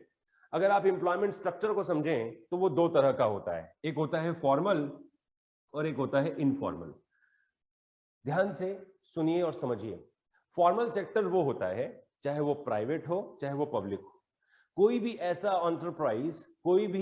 एंटरप्राइज जहां पर 10 या उससे ज्यादा वर्कर परमानेंटली हायर्ड है। कोई भी ऐसा प्राइवेट और पब्लिक एंटरप्राइज जहां पर 10 या उससे ज्यादा वर्कर्स परमानेंटली हायर्ड हैं, ठीक है, यानी परमानेंटली एम्प्लॉयड हैं, तो उस ऑर्गेनाइजेशन को आप फॉर्मल ऑर्गेनाइजेशन कहते हैं, फॉर्मल सेक्टर कहते हैं। कितने? 10 और मोर persons are permanently hired. Similarly informal sector क्या होता है? कोई भी ऐसा प्राइवेट एंटरप्राइज, क्योंकि बेटा आपको समझना होता है, पब्लिक एंटरप्राइज में लेस देन 10 वर्कर्स हो ही नहीं सकते, पब्लिक एंटरप्राइज में मोर देन 10 वर्कर्स ही होंगे, ठीक है। प्राइवेट ऑर्गेनाइजेशन में less than 10 workers permanently hired हो सकता है। तो कोई भी ऐसा प्राइवेट एंटरप्राइज जिसमें less than 10 workers permanently hired हैं, उस ऑर्गेनाइजेशन को आपने नाम दिया है इनफॉर्मल सेक्टर। ठीक है, फॉर्मल और इनफॉर्मल सेक्टर के बारे में पहले समझ लेते हैं। फॉर्मल सेक्टर को बहुत से लोग नाम देते हैं ये ऑर्गेनाइज्ड सेक्टर है, ऑर्गेनाइज्ड सेक्टर है। सुनिए, all public enterprise and private establishments which employ 10 or more, ध्यान से, 10 or more hired workers, 10 or more hired workers are called formal sector. ठीक है, इस ऑर्गेनाइजेशन में काम करने वाले वर्कर्स को फॉर्मल सेक्टर वर्कर्स भी कहा जाता है।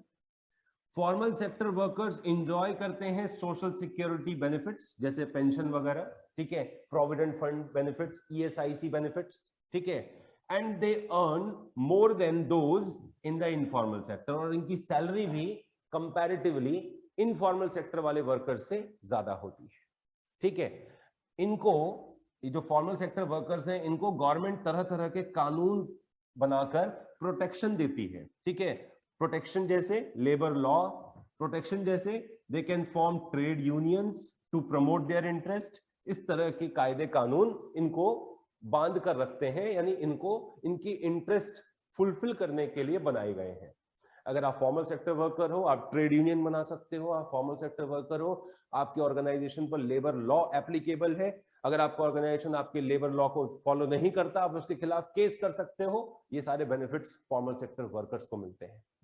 ठीक है, अच्छा, however the organized sector provides work around less than 10% of the total workforce। ठीक है, लेकिन हमारे देश के लिए जो दुख वाली बात है वो ये है कि हमारे देश में लेस देन 10% खाली फॉर्मल वर्कर्स हैं, 10% भी नहीं है। Less than 10% people are formal sector workers. ठीक है, तो फॉर्मल सेक्टर या ऑर्गेनाइज्ड सेक्टर, तीसरा नाम इसका पता है क्या होता है? इसको रिकॉग्नाइज्ड सेक्टर भी बोलते हैं, इसको रिकॉग्नाइज्ड सेक्टर भी कहा जाता है। तो फॉर्मल सेक्टर के बारे में मैंने आपको बताया, कोई भी ऐसा पब्लिक या प्राइवेट एस्टेब्लिशमेंट जिसमें 10 वर्कर्स से ज्यादा काम करते हैं वो फॉर्मल सेक्टर है। उसके वर्कर को फॉर्मल सेक्टर वर्कर्स बोलते हैं। उनकी सैलरी फिक्स होती है, उनकी सैलरी रेगुलर होती है, और वो कंपेयर टू इनफॉर्मल वर्कर्स ज्यादा कमाते हैं। They enjoy social security benefits also. Social security benefits, वही प्रोविडेंट फंड पेंशन वाली बात हम कर रहे थे। ठीक है, गवर्नमेंट इनको तरह तरह के लॉज और कानून बनाकर प्रोटेक्शन देती है। राइट, इनफॉर्मल सेक्टर का क्या देखें, इनफॉर्मल सेक्टर जिसको आप अनऑर्गेनाइज्ड या अनरिकॉग्नाइज्ड सेक्टर भी कहते हैं, इसको अनऑर्गेनाइज्ड या अनरिकॉग्नाइज्ड सेक्टर भी कहा जाता है। ठीक है, ये ऐसे प्राइवेट एंटरप्राइजेस होते हैं which hire less than 10 workers। ठीक है, workers who work in such enterprise are known as informal sector workers। ठीक है जी, इनफॉर्मल सेक्टर जैसे फार्मर हो गए, एग्रीकल्चर लेबरर हो गए, owners of small enterprises etcetera. India में more than 90% of employment is found in unorganised sector. 90% से ज्यादा जो एम्प्लॉयमेंट है इंडिया में वो अनऑर्गेनाइज्ड सेक्टर में है। ठीक है, now workers and enterprises in the informal sectors do not get regular income, they do not have any protection or regulation from the government। Government इनको लेबर, जो जिसमें 10 वर्कर से कम लोग काम करते हैं ना, उस पर लेबर लॉ एक्ट नहीं लगता, उसमें प्रोविडेंट फंड एक्ट नहीं लगता, वहां के लोगों को सैलरी उनकी फिक्स नहीं होती है, उनकी जॉब स्टेबल नहीं होती है, आज है कल निकाला जा सकता है। ठीक है, तो ये थोड़ा सा डर बना रहता है इनफॉर्मल सेक्टर में। लेकिन आप सच्चाई से वाकिफ हो जाए, हमारे देश में ऐसे सेक्टर में 90% से ज्यादा लोग काम करते हैं। ठीक है, तो ये है जी फॉर्मल और इनफॉर्मल सेक्टर। अब बात हो रही थी इसकी, क्या टॉपिक है? Informalisation of Indian workforce. What do you mean by informalisation? कि पहले आप फॉर्मल सेक्टर में, वही कैजुअलाइजेशन वाला है ना, बिल्कुल सही ट्रेस कर रहे हो। तो पहले आप फॉर्मल सेक्टर में काम करते थे, अब आप इनफॉर्मल सेक्टर में काम कर रहे हो। पहले आपकी जॉब स्टेबल थी, फिक्स थी, परमानेंट थी, और आप कहां पर थे? रेगुलर इनकम एंजॉय करने वाले सेक्शन में थे। लेकिन अब आप किसी भी मजबूरी की वजह से, या देश की अर्थव्यवस्था इस तरह से बदल रही है, इस वजह से अब आप कैजुअल वर्क कर रहे हो, या आप ऐसे ऑर्गेनाइजेशन के साथ जुड़े हो जो इनफॉर्मल सेक्टर में काउंट होता है। तो ये जो शिफ्ट है इसको कहते हैं इनफॉर्मलाइजेशन। आइए समझाता हूं आपको। यहां पर सिंस इंडिपेंडेंस, आजादी से अगर हम देखें, the main objective of Indian planning is to raise the living standard of people and by providing job and job security. इस तरह से उनकी क्वालिटी ऑफ लाइफ को हम बढ़ाने की कोशिश कर रहे थे।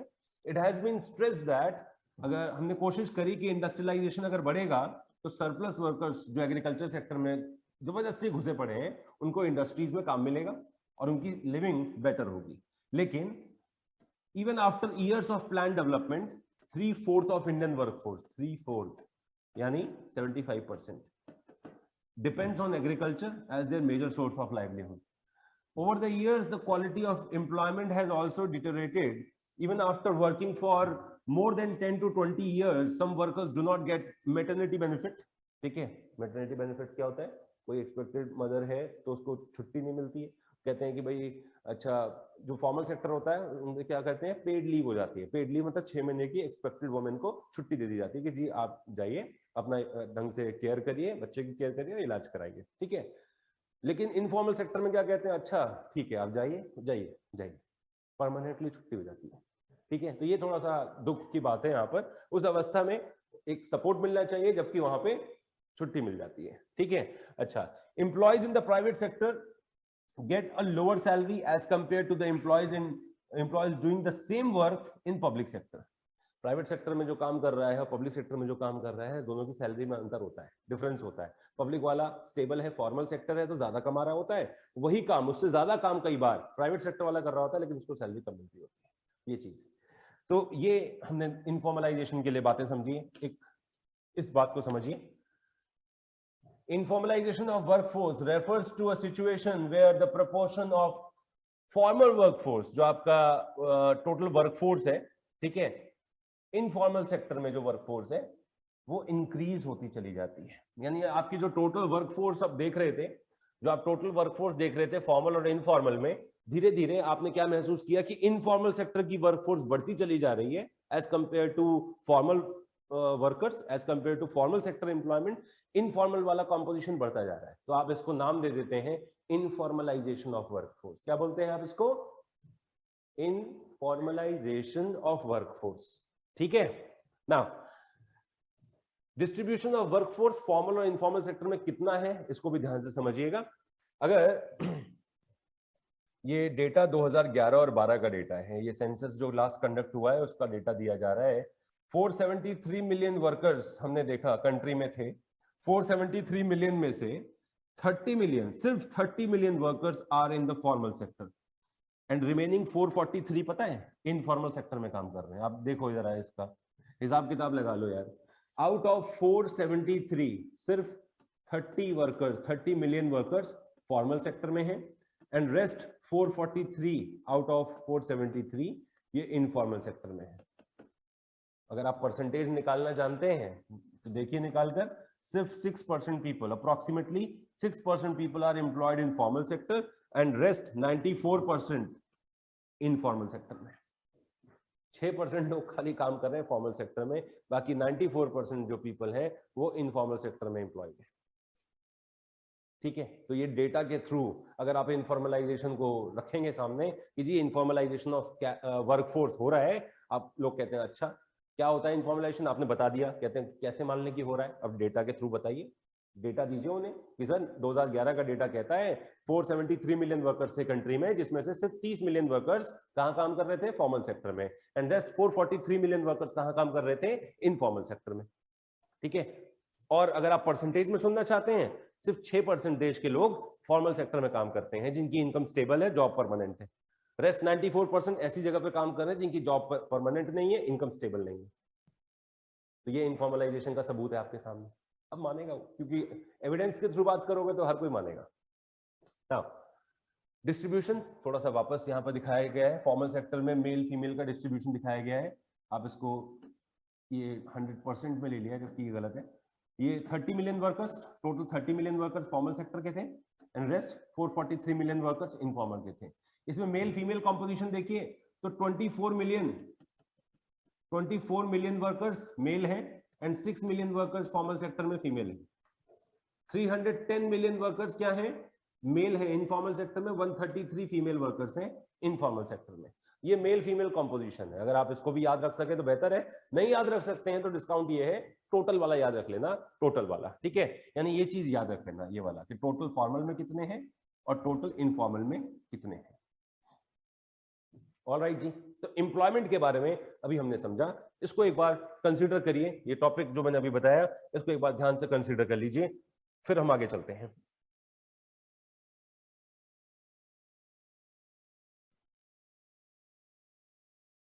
ठीक है, यहाँ तक तो हमने कर लिया। बात करते हैं अनएम्प्लॉयमेंट की। अनएम्प्लॉयमेंट क्या होता है? एम्प्लॉयमेंट अभी पढ़ा आपने, एम्प्लॉयमेंट यानी रोजगार। अगर इसी में अनएम्प्लॉयमेंट को समझते हैं तो वो होता है बेरोजगारी।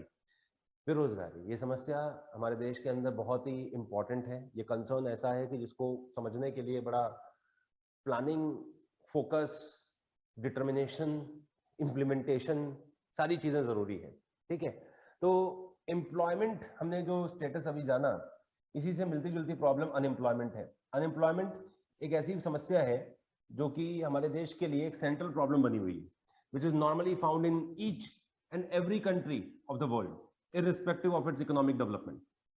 किसी भी कंट्री का क्या स्टेटस है, डेवलप्ड है, अंडर डेवलप्ड है, इससे फर्क नहीं पड़ता, बेरोजगारी हर सिचुएशन में है।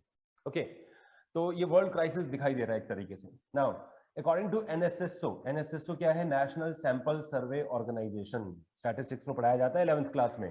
ठीक है, unemployment is a situation in which all those who owing to lack of work are not working but either seek work through employment exchanges, intermediaries, दोस्तों से, रिश्तेदारों से, or by making application to the prospective employers, or express their willingness or the availability for work under the prevailing conditions of work and remunerations, right? अरे NSO की definition तो sir ये याद ही नहीं हो सकती, तो बेरोजगारी को सिंपल कर देते हैं। क्या होता है? In short, unemployment refers to a situation in which people are willing and able, काम कर सकते हो, काम करना चाहते हो, उसी वेज रेट पर जो बाजार में मिल रहा है, but do not get work. आप एक ऐसी अवस्था में हैं, एक ऐसी सिचुएशन में हैं जहां पर आप काम करना चाहते हैं, काम करने के लिए तैयार हैं, चाहे जो पैसा बाजार में मिल रहा है, मेरी कोई शर्त नहीं है, जितना दे रहे हो दे देना, लेकिन जॉब नहीं है। ये है अनएम्प्लॉयमेंट। ठीक है, नाउ मीनिंग ऑफ अनएम्प्लॉयमेंट थोड़ा सा और यहाँ पर शॉर्ट में, अच्छा ये स्लाइड रिपीट हो रही है। अनएम्प्लॉयमेंट इज अ सिचुएशन, जो मैंने अभी बताया, able and willing to work at existing rate but do not get work, ये है बेरोजगारी। सिंपल शब्दों में हमने बात करी। ठीक है, अच्छा, सोर्सेज ऑफ अनएम्प्लॉयमेंट डेटा, या अनएम्प्लॉयमेंट का डेटा हमारे देश में कहां से और कौन कौन सी एजेंसियां हमें प्रोवाइड कराती हैं? तो आपने पढ़ा होगा, एक एजेंसी है census of India. Census of India की रिपोर्ट से हमें ये डेटा मिलता है। दूसरी एजेंसी है एनएसएसओ, अभी आपने उसकी डेफिनेशन भी पढ़ी थी, National Sample Survey Organisation. 11th class में स्टैटिस्टिक्स में सेकेंडरी डेटा कलेक्ट करने के लिए जो सोर्सेज आपको पढ़ाए गए थे वही है NSSO and census of India. ठीक है, नाउ तीसरा है यहाँ पर डीजीईटी, याद रखना है, directorate general of employment and training. DGET हमारे देश में अनएम्प्लॉयमेंट की बात करता है, अनएम्प्लॉयमेंट सिनेरियो को चेक करता है। ठीक है, सो लगभग 40 साल हो चुके हैं डीजीईटी को डेटा प्रोवाइड कराते कराते। ये एक स्पेसिफिक ऑर्गेनाइजेशन है जो सिर्फ एम्प्लॉयमेंट और अनएम्प्लॉयमेंट को स्टडी करता है। ठीक है, नाउ अब बात करते हैं types of unemployment in India. तो टाइप्स ऑफ अनएम्प्लॉयमेंट हमारे देश में, अगर जर्नल में बात करूं ना, तो हमारे देश का अनएम्प्लॉयमेंट स्ट्रक्चर कैसा है? स्ट्रक्चरल नेचर का है। अनएम्प्लॉयमेंट हमारे देश में कौन से नेचर की है? स्ट्रक्चरल नेचर की अनएम्प्लॉयमेंट है। मैं पढ़ाऊंगा स्ट्रक्चरल नेचर क्या होता है। पहले हमारे देश में एरियाज दो हैं, rural and urban. Rural areas में आपको समझना चाहिए कितने तरह की अनएम्प्लॉयमेंट है। मेजर दो तरह के अनएम्प्लॉयमेंट हम देख रहे हैं। सबसे पहला डिस्गाइज्ड अनएम्प्लॉयमेंट, जिसको आप हिडन अनएम्प्लॉयमेंट भी कहते हैं। ठीक है, disguised unemployment refers to a state in which more people are engaged in work than are really needed. मतलब जहां पर 10 लोगों की जरूरत है वहां पर 15 लोग एम्प्लॉयड हैं। ठीक है, जहां 10 लोग काम कर सकते हैं वहां 15 लोगों को आपने एम्प्लॉयमेंट दे रखा है। वो 5 लोग ना तो आपको प्रोडक्शन में कंट्रीब्यूट करके देंगे, ठीक है, और ना ही उससे आप कोई बेनिफिट कमा पाओगे। वो 5 लोग डिस्गाइजली अनएम्प्लॉयड हैं। एक परिवार के 7 लोग हैं, 7 पर्सन एक परिवार में है, और 7 के 7 लोग फार्मलैंड पर काम करते हैं। 7 के 7 ये क्लेम करते हैं कि जी हम फार्मर्स हैं। एक्चुअली उस फार्मलैंड पर 5 लोगों की जरूरत है। तो टेक्निकली अगर हम देखें तो 2 लोग डिस्गाइजली अनएम्प्लॉयड हैं, उन्हें मालूम ही नहीं चल रहा है कि वो बेरोजगार हैं। कहने को वो फार्मर है, लेकिन उनका कंट्रीब्यूशन, उनका मार्जिनल प्रोडक्टिविटी 0 है, 0 है। डिस्गाइजली अनएम्प्लॉयड। कभी कभी हम कुछ ऐसा काम करते हैं ना कि हम काम कर रहे हैं लेकिन मालूम ही नहीं है कि हमारा कंट्रीब्यूशन है भी कि नहीं। हम बैठे तो थे पढ़ने, लेकिन हमने पढ़ाई कितनी करी, जज्बाती हो रहा हूँ, अच्छा ठीक, कोई बात नहीं। तो disguise unemployment as a situation हम पढ़ते हैं तो यही होता है जहां पर जितने लोगों की आवश्यकता है, जितने लोग रिक्वायर्ड है, उससे ज्यादा एम्प्लॉयड है, ठीक है। सो और जनरली ये रूरल अनएम्प्लॉयमेंट के तौर पर हम देखते हैं, एग्रीकल्चर सेक्टर में सबसे ज्यादा पाया जाता है, ठीक है। For example, if 2 workers are needed on a piece of land and 5 workers are engaged, so the 3 workers are disguisedly unemployed, ठीक है जी। नाउ अब हमें समझना चाहिए हमारे देश में रूरल इंडिया के अंदर सीजनल अनएम्प्लॉयमेंट क्या होता है। एग्रीकल्चर एक सीजनल ऑक्यूपेशन है, एग्रीकल्चर एक सीजनल ऑक्यूपेशन है। हमारे देश में 70% लगभग अप्रोक्सीमेटली 70% एरिया, अगर आप देखें तो ये 70% थोड़ा कम हो चुका है, लगभग अर्बनाइजेशन हमारे देश में 34% पहुंच चुका है। तो नियर अबाउट 66% एरिया अभी भी क्या है, रूरल एरिया है। और रूरल एरिया में जो प्राइमरी डिपेंडेंस होता है लाइवलीहुड के लिए, वो किस पर होता है, एग्रीकल्चर पे होता है। और एग्रीकल्चर एक ऐसा ऑक्यूपेशन है जो कि सीजनल है, ठीक है। तो सुनिए, unemployment that occurs at certain seasons of the year is known as seasonal unemployment. जो कुछ सीजन्स में ही दिखाई देता है वो सीजनल अनएम्प्लॉयमेंट कहलाता है। जैसे seasonal unemployment is predominantly associated with agriculture, ठीक है। वर्क इज सीजनल, एग्रीकल्चर की बात करें, work is seasonal and there are no employment opportunities in the village for all the months in the year. So when there is no work to do on farms, men go to urban areas and look for jobs. They come back to their home villages as soon as the rainy season begins. समझ गए, agriculture एक seasonal occupation है, ठीक है। लोग क्या करते हैं भाई, आपने सीड सो कर दिए, सारा इंतजाम कर दिया, now seeds are growing, crops grow हो रही हैं, now you are just seeing कि भैया हाँ क्रॉप ग्रो हो रही है, आई एम एम्प्लॉयड। आप सुपरवाइज नहीं कर रहे हैं, आप अनएम्प्लॉयड हैं। क्या करते हैं आप फिर, आप गांव छोड़कर शहर में भाग जाते हैं, काम ढूंढते हैं। जब फसल तैयार होने वाली होती है तो आप काम से छुट्टी लेकर गांव चले जाते हैं ताकि उसका कल्टीवेशन कर सकें प्रॉपर, राइट। तो ये सीजनल अनएम्प्लॉयमेंट हमारे देश में रूरल इंडिया में बड़ा कॉमन सीन है ना। अब बात करते हैं अर्बन अनएम्प्लॉयमेंट की। अर्बन अनएम्प्लॉयमेंट में सबसे पहला कैटेगरी आप देख सकते हैं, इंडस्ट्रियल अनएम्प्लॉयमेंट। कौन सी कैटेगरी है जी, industrial unemployment. It includes those illiterate person जिनको काम नहीं मिल पाता है इंडस्ट्रीज में, ठीक है। Those illiterates who are willing to work in industries, ठीक है, बट उनको काम नहीं मिल पाता है। रीजन, इलिटरेट मैंने बोला तो रीजन समझ गए होंगे, रीजन की तो पॉपुलेशन बढ़ती जा रही है, ठीक है। और दूसरा, इंडस्ट्रीज का जो कंसंट्रेशन है अर्बन एरियाज में, उनकी तादाद भी बढ़ती जा रही है। समझिएगा, इंडस्ट्रियल अनएम्प्लॉयमेंट एक ऐसा सिनेरियो है जहां पर आपको इंडस्ट्रीज अब्सॉर्ब नहीं कर पा रही है, मतलब आपको रोजगार नहीं दे पा रही है। कारण मोस्ट ऑफ द इंडस्ट्रीज क्या है, टेक्निकली साउंड होती जा रही हैं, रोबोटिक्स पे बिलीव कर रहे हैं, ठीक है। अर्बनाइजेशन जैसे जैसे बढ़ रहा है, इंडस्ट्रीज बढ़ रही हैं, और इंडस्ट्रीज में हमने क्या देखा कि भाई ज्यादा से ज्यादा रोबोटिक्स का, टेक्नोलॉजी का ज्यादा इस्तेमाल हो रहा है। लेबर इंटेंसिव कम होती जा रही है इंडस्ट्रीज, और कैपिटल इंटेंसिव ज्यादा होती जा रही है, जिसकी वजह से आपको रोजगार मिलने के अवसर, एम्प्लॉयमेंट अपॉर्चुनिटीज कम होती जाएंगी, ठीक है। This is the very first part. Now secondly, educated unemployment. Educated, पढ़े लिखे बेरोजगार, जिसको सबसे खतरनाक सीन है, सबसे इंपॉर्टेंट कंसर्न है हमारे देश के लिए। पढ़ा लिखा है लेकिन फिर भी बेरोजगार है, ठीक है। अच्छा, तो principal factors accounting for educated unemployment, education system is job oriented. हमारे देश में समस्या क्या है कि हमारा एजुकेशन सिस्टम, बेटा पढ़ लो जॉब लगेगी अच्छी, ये ना, एजुकेशन सिस्टम जॉब ओरिएंटेड है। दूसरा, lack of employment opportunities as compared to the educated unemployed, ठीक है। जितने हमारे देश में पढ़े लिखे लोग हैं, जितने हमारे पढ़े लिखे यूथ हैं, उनके कंपैरिजन में इतनी जॉब्स नहीं है। पढ़ लिख लो जॉब मिलेगी, बट जॉब हो तो, ठीक है। नहीं, ऑन कैमरा हम बात कर रहे हैं, पकोड़े वाली बात कोई नहीं करेगा, ठीक है। कि पकोड़ा भी रोजगार, पकोड़ा तलना भी रोजगार होता है, वो बड़ा स्टेटमेंट था। कभी कभी जज्बात में बह के लोग दे देते हैं, लेकिन एक्चुअली वो होना नहीं चाहिए, ठीक है ना। क्वालिटी ऑफ एम्प्लॉयमेंट आपको देखना चाहिए। अगर आप, एक परिवार स्पेंड कर रहा है एजुकेशन पे, ठीक है, और इररिस्पेक्टिव ऑफ द स्पेंडिंग, अगर वो क्वालिटी ऑफ एजुकेशन ग्रैब कर रहा है तो क्वालिटी ऑफ एम्प्लॉयमेंट भी उसको मिलना चाहिए। अगर ऐसा नहीं होता है तो इसीलिए हमारे देश में ब्रेन ड्रेन की समस्या पैदा हो रही है। ऐसा नहीं हो पाता है, क्वालिटी ऑफ एम्प्लॉयमेंट उस लेवल का नहीं मिल पाता है, इसीलिए लोग पढ़ लिख कर यहाँ पर और जाते हैं रोजगार करने कहीं और, रोजगार पाने के लिए कहीं दूसरे देश में चले जाते हैं। यही समस्या ब्रेन ड्रेन की समस्या हो रही है।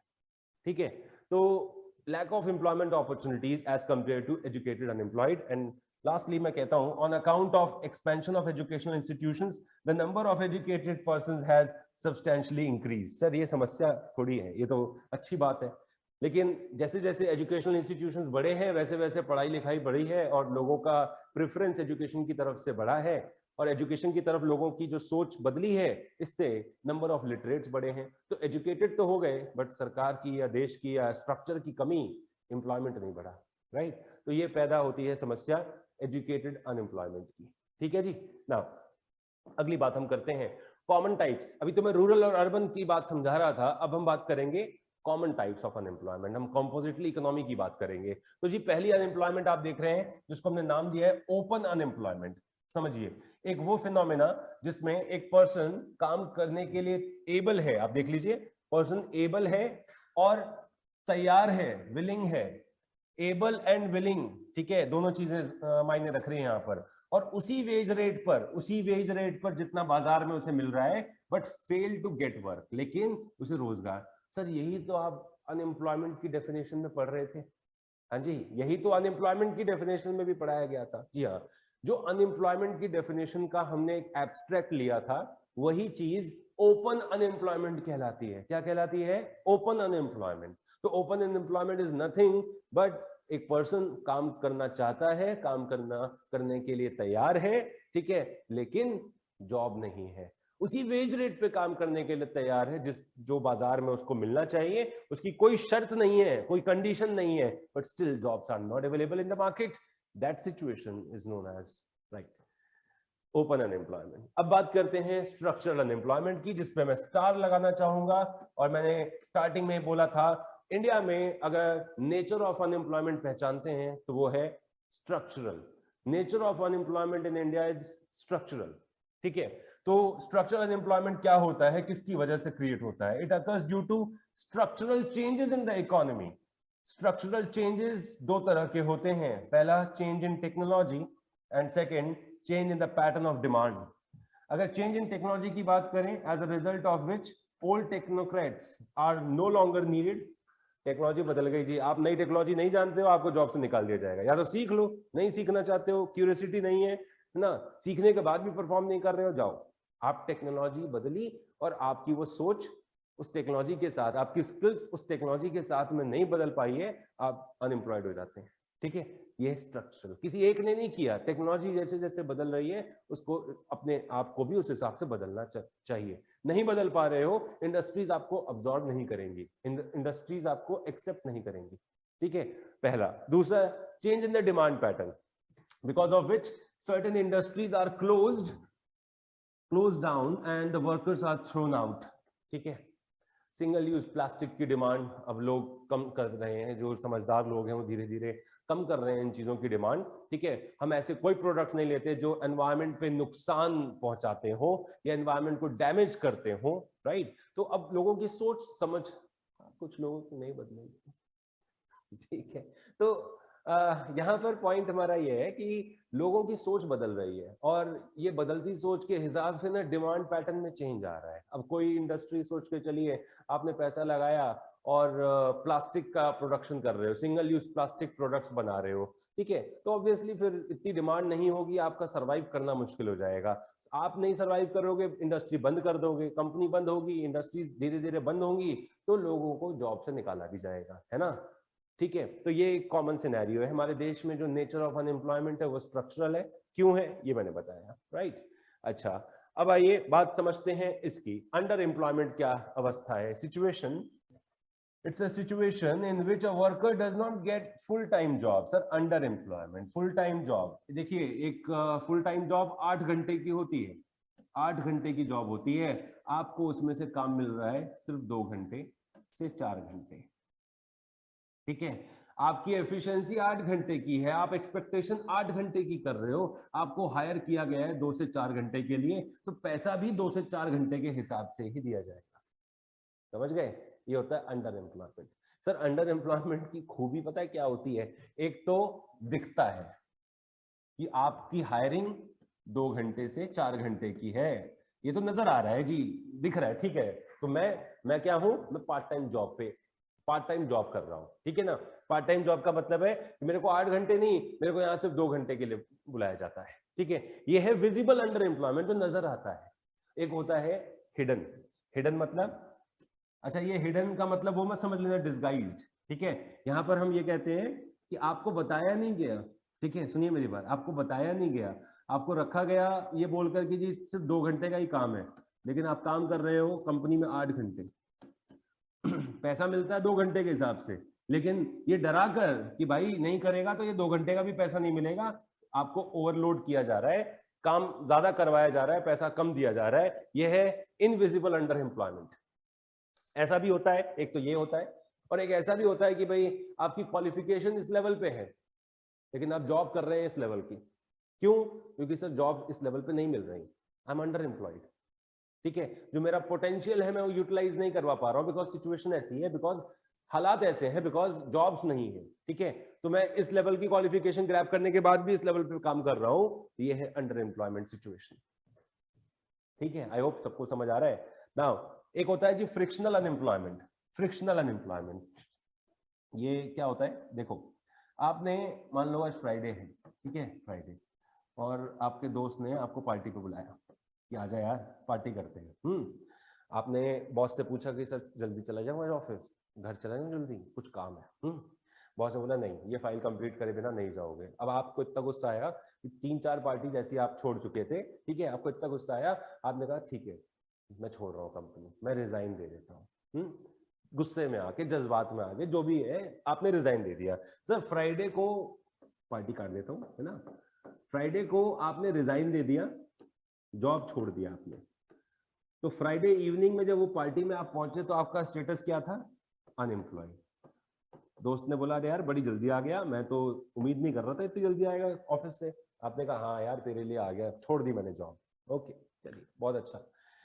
जब अगले दिन बैठे बैठे घर पे सोच रहे थे, सैटरडे था अगले दिन, सोच रहे थे भाई उसके चक्कर में पार्टी तो हो गई, अब जॉब सैलरी है ना, अब आप सोच रहे थे, कहते कोई बात नहीं मैं अप्लाई करता हूँ, ठीक है। अब आपने नौकरी के लिए अप्लाई किया, जॉब के लिए अप्लाई किया, आपकी जॉब लगती है आफ्टर 15 डेज। आफ्टर 15 डेज आपकी जॉब लगती है। मान लो फ्राइडे था 1 तारीख को और आपकी जॉब लगी 16 तारीख को, मान लो, ठीक है। तो 15 दिन का जो गैप है ना बीच में, ये जो 15 दिन का गैप है, इस 15 दिन के लिए आप क्या थे?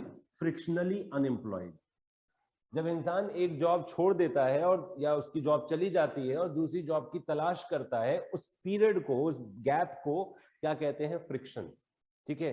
जैसे आप लोग देख सकते हैं, जैसे मैं यहां से उधर मूव कर रहा हूं, यहां से उधर मूव कर रहा हूं, ठीक है जी, तो ये फ्रिक्शन है ना, क्लियर। तो इसी तरीके से एक जॉब छोड़ी, दूसरी जॉब पकड़ना चाहता हूं, तो जो गैप है, चाहे वो 1 दिन का हो, 1 घंटे का हो, 1 साल का हो या 10 साल का हो, ठीक है, तो वो गैप है आपका फ्रिक्शनल फ्रिक्शनल अनएम्प्लॉयमेंट सिचुएशन, ठीक है, right. Under employment, frictional unemployment. अब आइए एक पढ़ते हैं साइक्लिकल अनएम्प्लॉयमेंट।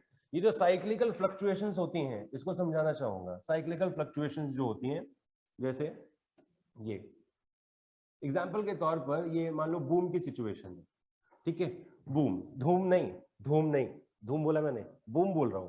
बूम की सिचुएशन का मतलब होता है ये डिमांड ज्यादा है, ठीक है, डिमांड ज्यादा है, मार्केट अच्छी चल रही है, नौकरी मिलेगी, क्योंकि मार्केट अच्छी चल रही है तो प्रोडक्शन हो रहा होगा, प्रोडक्शन हो रहा होगा तो जॉब भी मिलेगी, ठीक है। अच्छा, फिर धीरे धीरे ये सिचुएशन आ जाती है सर, ये सिचुएशन आ जाती है रिसेशन की, ठीक है।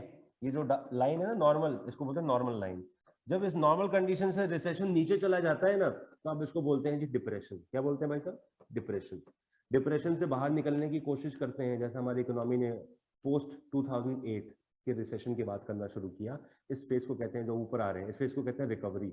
रिकवरी करते करते करते करते वापस लेके आते हैं अपने आप को इस सिचुएशन पे। कौन सी सिचुएशन है? Boom, right.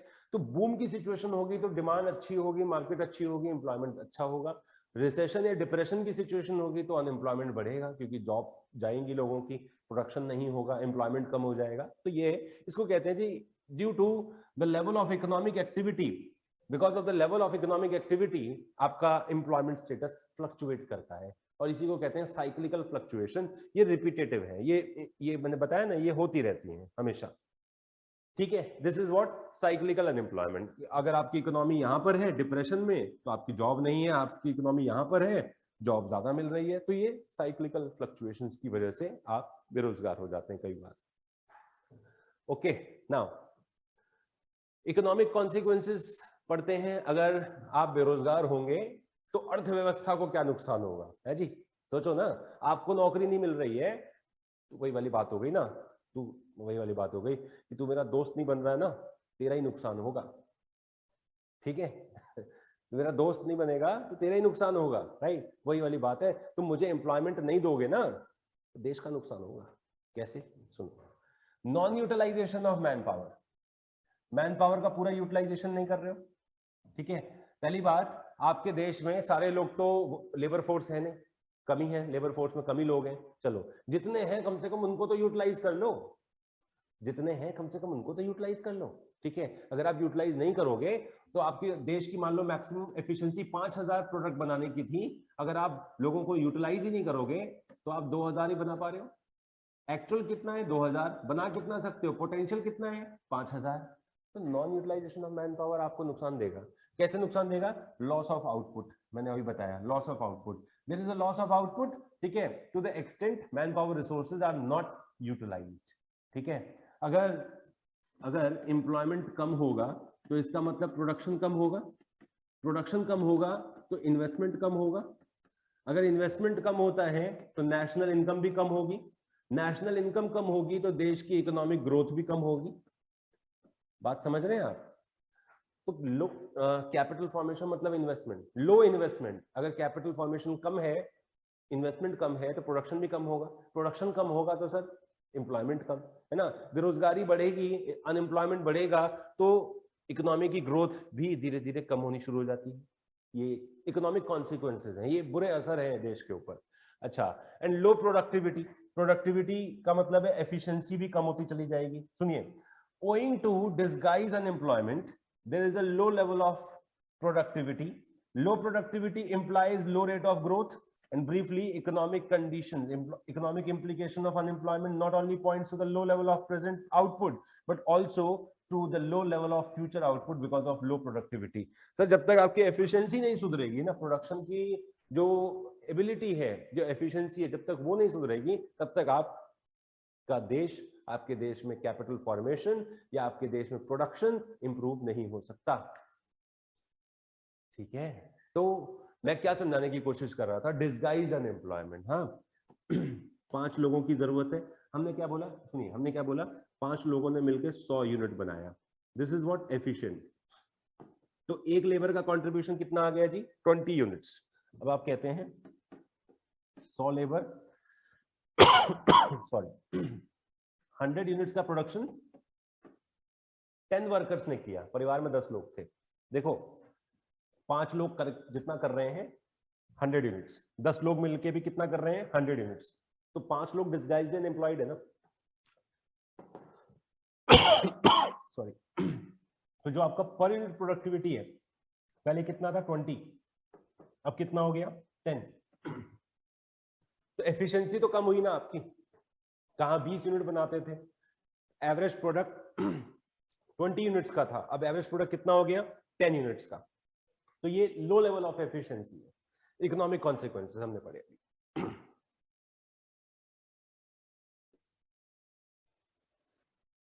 हाँ जी, अब सोशल कॉन्सिक्वेंसेस की बात करते हैं। इकोनॉमिक के बाद सोशल कॉन्सिक्वेंसेस की बात करते हैं।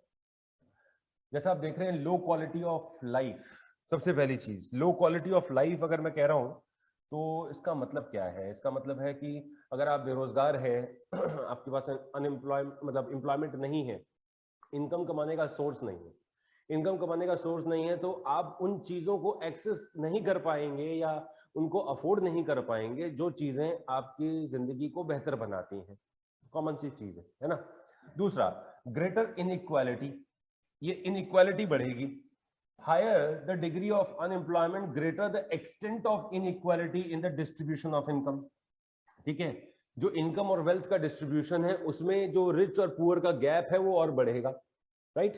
क्योंकि जिनके पास रोजगार नहीं है उनकी इनकम कम होती जाएगी, जिनके पास है उनकी इनकम बढ़ती जाएगी। तो ये एक चीज हमने देखी है। तीसरी चीज सोशल अनरेस्ट। अगर समाज में लोगों को रोजगार नहीं मिलेगा तो भाई अपनी जरूरतें पूरी करने के लिए लोग क्या करते हैं? बैंक से, ठीक है, बैंक से पैसा निकालते हैं, है ना, बैंक से पैसा विड्रॉ करते हैं, सेविंग्स नेगेटिव हो जाती है, मान गया मैं, ठीक है। बैंक में सेविंग खत्म हो गई, फिर क्या करेंगे? फिर जो क्राइम करेंगे, है ना, लूटपाट होगी, रॉबरी होगी, लूट होगी, डकैती होगी। तो ये सारी चीजें कॉमन दिखाई देता है। तो ये कहते हैं ना, सामाजिक जो व्यवस्था है, जो सोशल बैलेंस है, वो हिल जाएगा, सोशल अनरेस्ट की सिचुएशन पैदा होगी, ठीक है। और लास्ट में क्लास स्ट्रगल होगा। क्लास स्ट्रगल किनके बीच में? जिनके पास है और जिनके पास नहीं है ना, those who have and those who have nots, ठीक है। इनके पास ये है, ये रिच और ये पुअर, ये क्लास के बीच में बड़ा फर्क आ जाएगा, क्लास स्ट्रगल क्रिएट हो जाएगा। तो ये सारी चीजें एक सोशल कॉन्सिक्वेंसेस के तौर पर हम देखते हैं। अगर बेरोजगारी है देश में तो ये सारी चीजें भी होंगी, राइट। अच्छा, बात तो हमने कर ली कॉन्सिक्वेंसेस की, लेकिन अब ये देखिए कि बेरोजगारी आती किसकी वजह से है, कॉजेज क्या है, कॉजेज ऑफ अनएम्प्लॉयमेंट। तो पहला हम देख रहे हैं slow rate of economic growth. बड़े ध्यान से, बड़े सिंपल शब्दों में कहूंगा कि अगर जीडीपी का ग्रोथ रेट कम है तो आउटपुट भी कम बना होगा, तभी तो, क्योंकि जीडीपी आउटपुट से ही तो तैयार होता है। जीडीपी आउटपुट बनेगा, गुड्स एंड सर्विसेज बनेंगे, तभी तो जीडीपी होता है ना। अगर आउटपुट कम है तो जीडीपी भी कम है, और अगर आउटपुट कम है तो सर एम्प्लॉयमेंट भी कम होगा। अगर एम्प्लॉयमेंट कम है तो क्या ज्यादा है? अनएम्प्लॉयमेंट ज्यादा है, ठीक है। तो slow rate of economic growth, economy की ग्रोथ रेट स्लो है अगर, तो प्रोडक्शन धीरे धीरे हो रहा है, तो एम्प्लॉयमेंट भी धीरे धीरे बढ़ रही है या नहीं बढ़ रही है, ठीक है। तो बेरोजगारी बढ़ती है, पहला। दूसरा, पॉपुलेशन एक्सप्लोजन, बिल्कुल सही है जी। जीडीपी बढ़ा, पॉपुलेशन भी बढ़ी, ठीक है।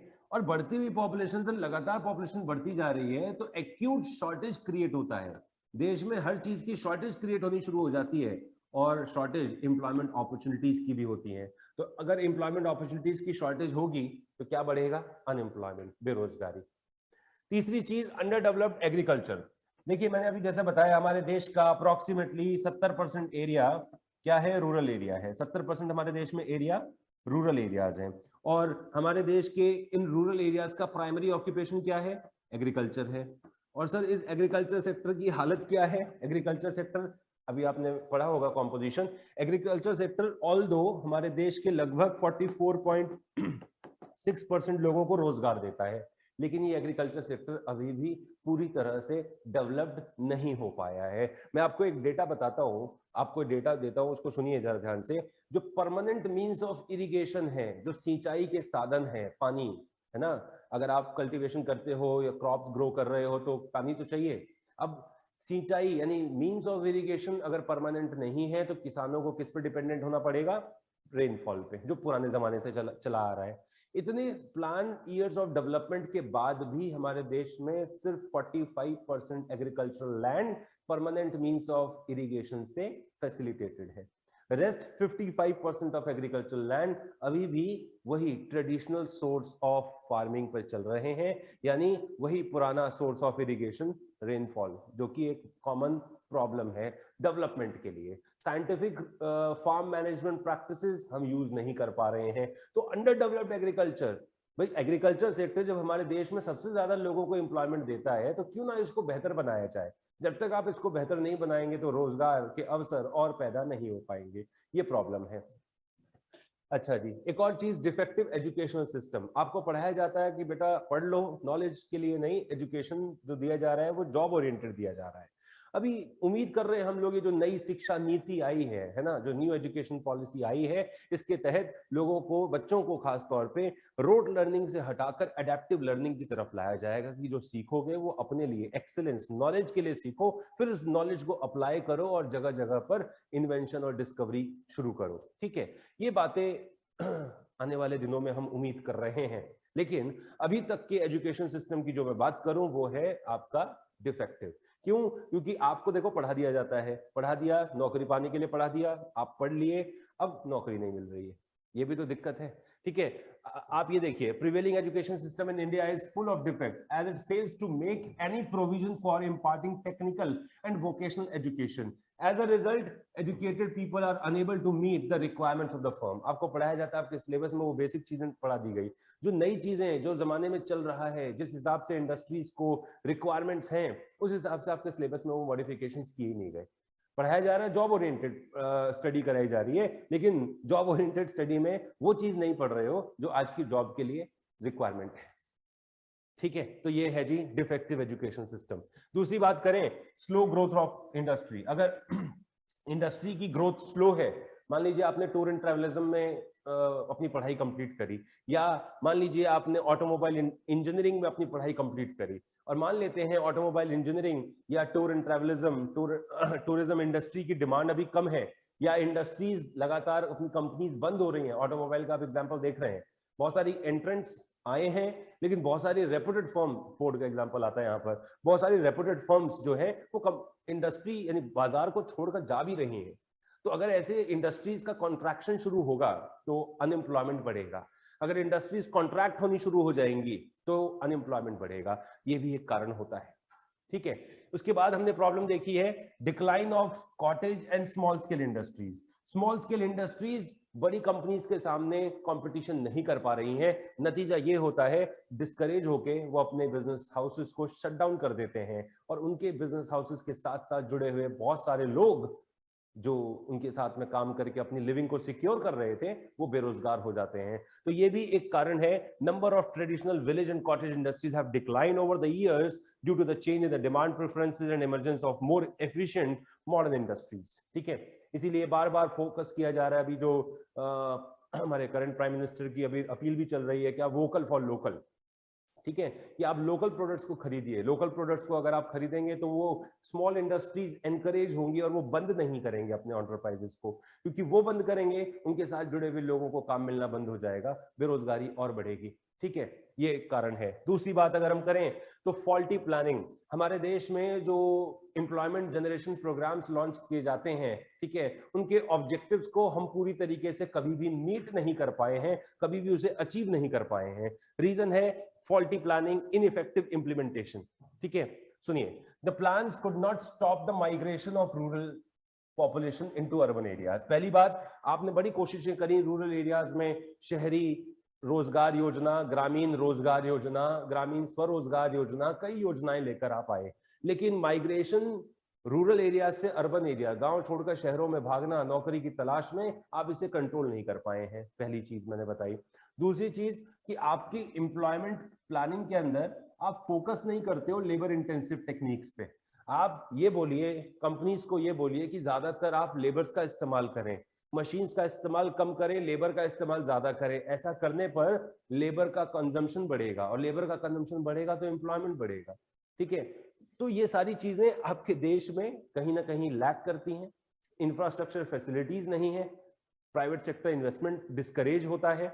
ठीक है, तो ये फॉल्टी प्लानिंग है जिसके तहत हम देखते हैं कि बेरोजगारी भी बढ़ रही है।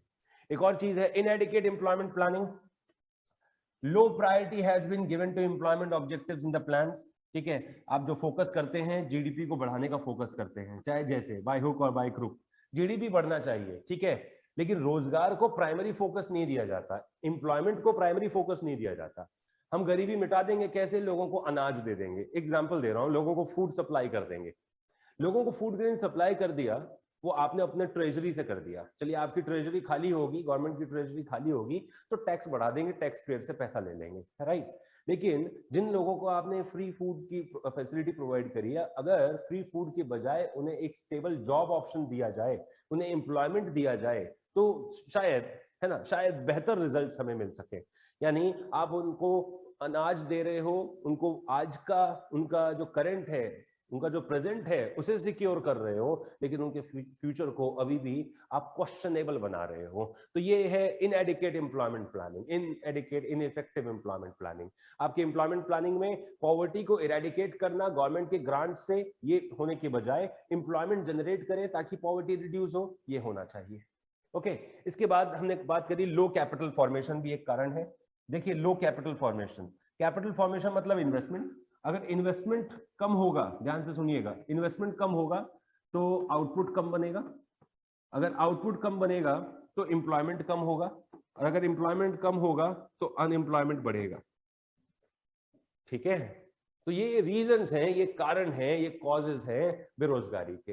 सर रीजन तो हमने सुन लिए, क्या कर सकते हैं बेरोजगारी को खत्म करने के लिए, क्या रेमेडियल मेजर्स हैं, जस्ट रीजंस का ही हमने अपोजिट यूज किया है, इसको देख चेक कर सकते हैं। अभी रीजंस जो पढ़े ना, कॉजेज जो पढ़े हैं कि भाई किन कारणों से बेरोजगारी होती है, इन्हीं को ठीक कर दीजिए तो वो रेमेडियल मेजर्स बन जाएंगे, राइट। आइए, सबसे पहला, accelerating the growth rate of GDP. GDP को बढ़ाने की कोशिश करिए, जैसा जीडीपी बढ़ेगा तो क्या होगा, आउटपुट बढ़ेगा, आउटपुट बढ़ेगा तो क्या होगा, एम्प्लॉयमेंट बढ़ेगा, एम्प्लॉयमेंट बढ़ेगा तो क्या कम होगा, अनएम्प्लॉयमेंट कम होगा।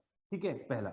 दूसरा, पॉपुलेशन को कंट्रोल करिए, पॉपुलेशन ग्रोथ रेट को कंट्रोल करिए। जितने पैदा हो गए तो वो तो हो ही गए ना, उनको मारने का बात नहीं कर रहा हूं मैं, ठीक है ना, मैं कह रहा हूँ ग्रोथ रेट को कम करिए, लोगों को समझाइए, फैमिली प्लानिंग बताइए, उसका इंपॉर्टेंस बताइए, ठीक है, और ग्रोथ रेट ऑफ पॉपुलेशन को कंट्रोल करिए। ठीक है, ये सेकंड ऑप्शन है। तीसरा, कि जो एग्रीकल्चर सेक्टर अंडर डेवलप्ड था उसे डेवलप करिए सर, क्योंकि एग्रीकल्चर सेक्टर आपके देश में अभी जो प्रेजेंट डेटा हमने पढ़ा 44.6% लोगों को ऑब्जॉर्व कर रहा है, यानी इनको एम्प्लॉयमेंट दे रहा है। अगर आप इसको डेवलप करेंगे तो और बेहतर एम्प्लॉयमेंट अपॉर्चुनिटीज जनरेट हो पाएंगे। ठीक है, डेवलपमेंट ऑफ एग्रीकल्चर सेक्टर।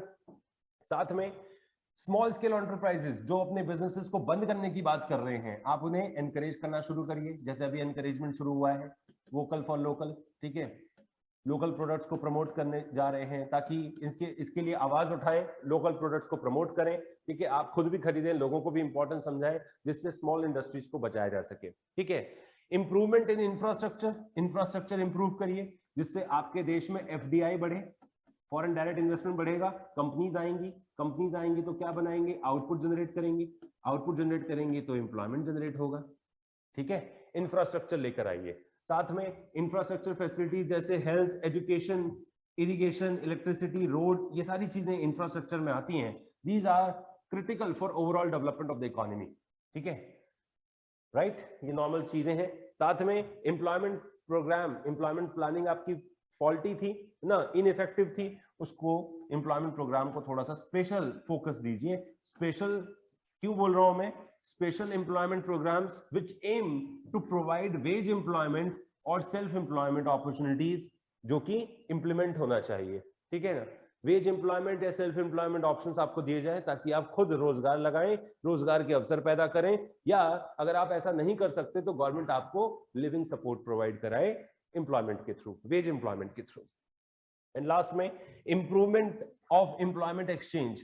बेटा, एम्प्लॉयमेंट एक्सचेंज वो जगह होती है जहां पर दो लोगों का मिलना होता है। दो लोग कौन से, दो लोग कौन से, दो लोग हैं, एक जॉब सीकर, जॉब सीकर जो अभी अनएम्प्लॉयड है मान लीजिए,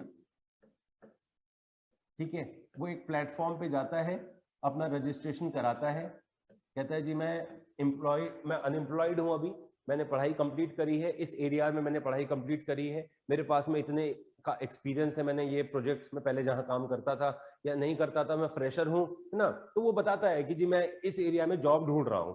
तो ये कहां पर अपने आप को रजिस्टर कराता है, एक्सचेंज में, इसका नाम है एम्प्लॉयमेंट एक्सचेंज। एम्प्लॉयमेंट एक्सचेंज सरकार द्वारा बनाया गया एक ऑर्गेनाइजेशन है, और यहाँ पर कौन मिलता है, जॉब प्रोवाइडर मिलते हैं। तो जॉब सीकर और जॉब प्रोवाइडर को मिलवाने का एक प्लेटफॉर्म बनाया गया है एम्प्लॉयमेंट एक्सचेंज। अगर इस एक्सचेंज को हम इंप्रूव करते हैं, इसकी वर्किंग को और मजबूत करते हैं, ठीक है, इंप्रूव्ड एक्सचेंज बनाते हैं, तो अनएम्प्लॉयमेंट यानी बेरोजगारी और तेजी से कम होना शुरू होगी, कम होना शुरू होगी, बोला है मैंने। ठीक है, सो ये है हमारा सजेशन। एक और चीज, सर्टेन सेल्फ एम्प्लॉयमेंट अपॉर्चुनिटीज अगर हम क्रिएट करने की कोशिश करें, खासतौर पर रूरल एरियाज में, कि भाई अगर आप काम मांग रहे हो, सरकार कहती है हमारे पास तो काम है नहीं, हाँ अगर आपके पास कोई आइडिया है, आप खुद काम करना शुरू करना चाहते हो, हम आपको फाइनेंशियल सपोर्ट दे देते हैं। क्रिएट करिए सेल्फ एम्प्लॉयमेंट अपॉर्चुनिटीज, जिससे वो अपने आप को भी रोजगार दे और अपने साथ में जुड़े हुए कुछ और लोगों को भी रोजगार के अवसर पैदा करे। ठीक है, लास्ट में डिफेक्टिव एजुकेशनल सिस्टम, इसको मत भूलिएगा, एजुकेशन सिस्टम डिफेक्टिव है, इसमें चेंज लाइए, रिफॉर्म लाइए।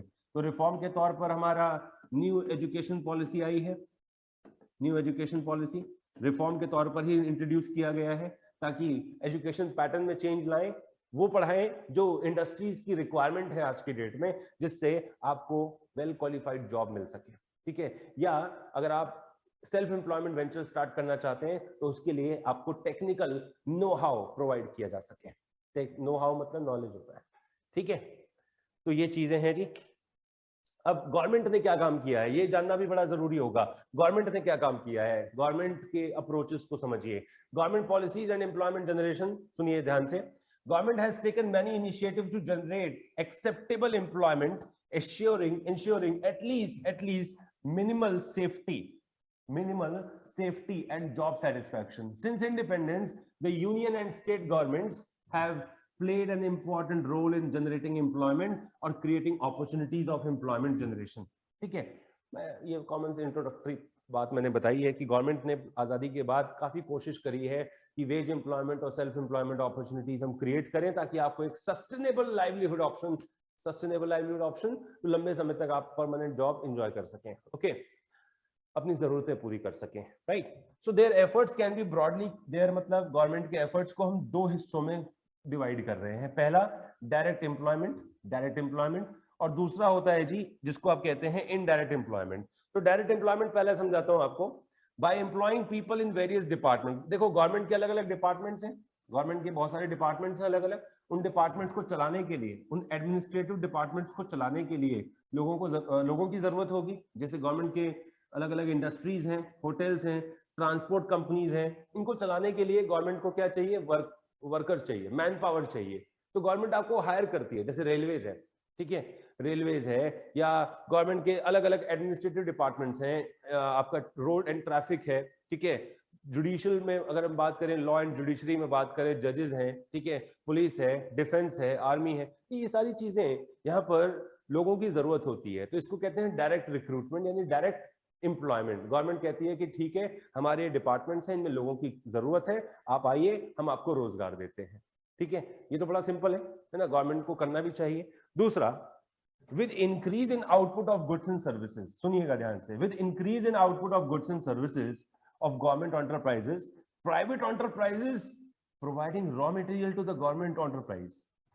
भाई गवर्नमेंट जब ये सब काम करेगी तो गवर्नमेंट की रिसोर्सेज की रिक्वायरमेंट बढ़ेगी ना।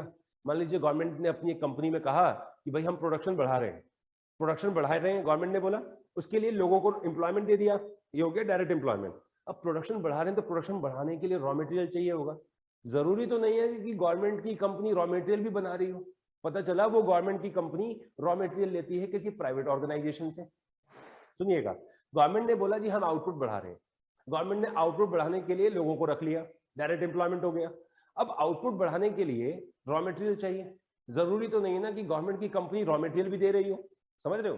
तो रॉ मटेरियल कहां से ले रही है गवर्नमेंट, किसी प्राइवेट ऑर्गेनाइजेशन से। अब प्राइवेट ऑर्गेनाइजेशन ने कहा भैया ऑर्डर लगाओ फटाफट, गवर्नमेंट के ऑर्डर्स आ रहे हैं, गवर्नमेंट ज्यादा रॉ मटेरियल मांग रही है। इधर प्राइवेट एंटरप्राइजेस ने भी अपना ऑर्डर लगाना शुरू कर दिया, रॉ मटेरियल का प्रोडक्शन करना शुरू कर दिया। अब रॉ मटेरियल के प्रोडक्शन के लिए प्राइवेट सेक्टर भी एम्प्लॉयमेंट क्रिएट कर रहा है, इसको कहते हैं इनडायरेक्ट एम्प्लॉयमेंट। क्या कहते हैं, इनडायरेक्ट एम्प्लॉयमेंट। तो मैं ब्रीफ कर देता हूं आपको, ऐसे आप समझ जाएंगे। देखिए, गवर्नमेंट ने कहा कि हमें आउटपुट बढ़ाना है, आउटपुट बढ़ाने के लिए एम्प्लॉयमेंट बढ़ेगा, सही है, इसको बोलेंगे एम्प्लॉयमेंट बढ़ना। यहां पर ये हो गया डायरेक्ट एम्प्लॉयमेंट, ठीक है। अब सुनिए, जो आउटपुट बढ़ाना है, आउटपुट के लिए रॉ मटेरियल चाहिए। अब पता है चला रॉ मटेरियल की सप्लाई गवर्नमेंट को कौन करता है, प्राइवेट सेक्टर। प्राइवेट सेक्टर ने कहा यार रॉ मटेरियल ज्यादा चाहिए, गवर्नमेंट ने आउटपुट ज्यादा बनाने की कोशिश करी है, रॉ मटेरियल ज्यादा लगेगा, उनको ज्यादा लगेगा, तो इसने रॉ मटेरियल की प्रोडक्शन ऑफ रॉ मटेरियल इसने बढ़ा दिया। सर अगर इसने प्रोडक्शन ऑफ रॉ मटेरियल बढ़ाया तो इसने भी तो एम्प्लॉयमेंट क्रिएट किया। इस वाले एम्प्लॉयमेंट को हम कहेंगे इनडायरेक्ट एम्प्लॉयमेंट। क्या बोलेंगे, इनडायरेक्ट एम्प्लॉयमेंट। तो गवर्नमेंट ने एक तो डायरेक्ट एम्प्लॉयमेंट किया और साथ ही इनडायरेक्ट एम्प्लॉयमेंट भी इंक्रीज करने की बात करी। ये ठीक है जी, क्लियर हो गया सबको ना। अब इसके बाद गवर्नमेंट ने कहा वो तो ठीक है, ये तो हमने कर दिया डायरेक्ट और इनडायरेक्ट, लेकिन साथ में हम जो हर साल बजट पेश करते हैं, उस बजट में हमारी जो पॉलिसीज होती है उसमें एम्प्लॉयमेंट जनरेशन प्रोग्राम का जिक्र जरूर किया जाता है, ठीक है। और वो एम्प्लॉयमेंट जनरेशन प्रोग्राम बिल्कुल वही है जो पॉवर्टी वाले चैप्टर में पढ़ाए गए थे, ठीक है। यहाँ डिटेल में पूछा नहीं जाने वाला है, बस खाली ये याद रखना employment generation programme government initiate करती है ताकि बेरोजगारी कम की जा सके। पॉवर्टी को इरेडिकेट करने के लिए या अनएम्प्लॉयमेंट को रिड्यूस करने के लिए, ठीक है, जो प्रोग्राम्स हम फॉलो करते हैं एम्प्लॉयमेंट जनरेशन प्रोग्राम है, क्योंकि रोजगार पैदा करोगे, लोगों को इनकम मिलेगी, इनकम मिलेगी तो जरूरतें पूरी होंगी, जरूरतें पूरी होंगी तो क्या होगा, बेरोजगारी खत्म होगी और गरीबी खत्म होगी, ठीक है जी। आइए यहाँ पर आइए, गवर्नमेंट क्या करती है, अलग अलग योजनाएं लाती है। जैसे Mahatma Gandhi national rural employment guarantee act 2005 में इस एक्ट को पेश किया गया था, ठीक है। और प्राइम मिनिस्टर रोजगार योजना, यहाँ पे प्राइम मिनिस्टर रोजगार योजना क्या है कि जो एजुकेटेड अनएम्प्लॉयड है, जो पढ़े लिखे बेरोजगार हैं, हम उनको सेल्फ एम्प्लॉयमेंट अपॉर्चुनिटीज प्रोवाइड करा रहे थे, ठीक है। साथ में स्वर्ण जयंती शहरी रोजगार योजना, जो अर्बन एरियाज में इस योजना को लाया गया। इसमें क्या था, veg employment and self employment options हमने आपको प्रोवाइड कराए।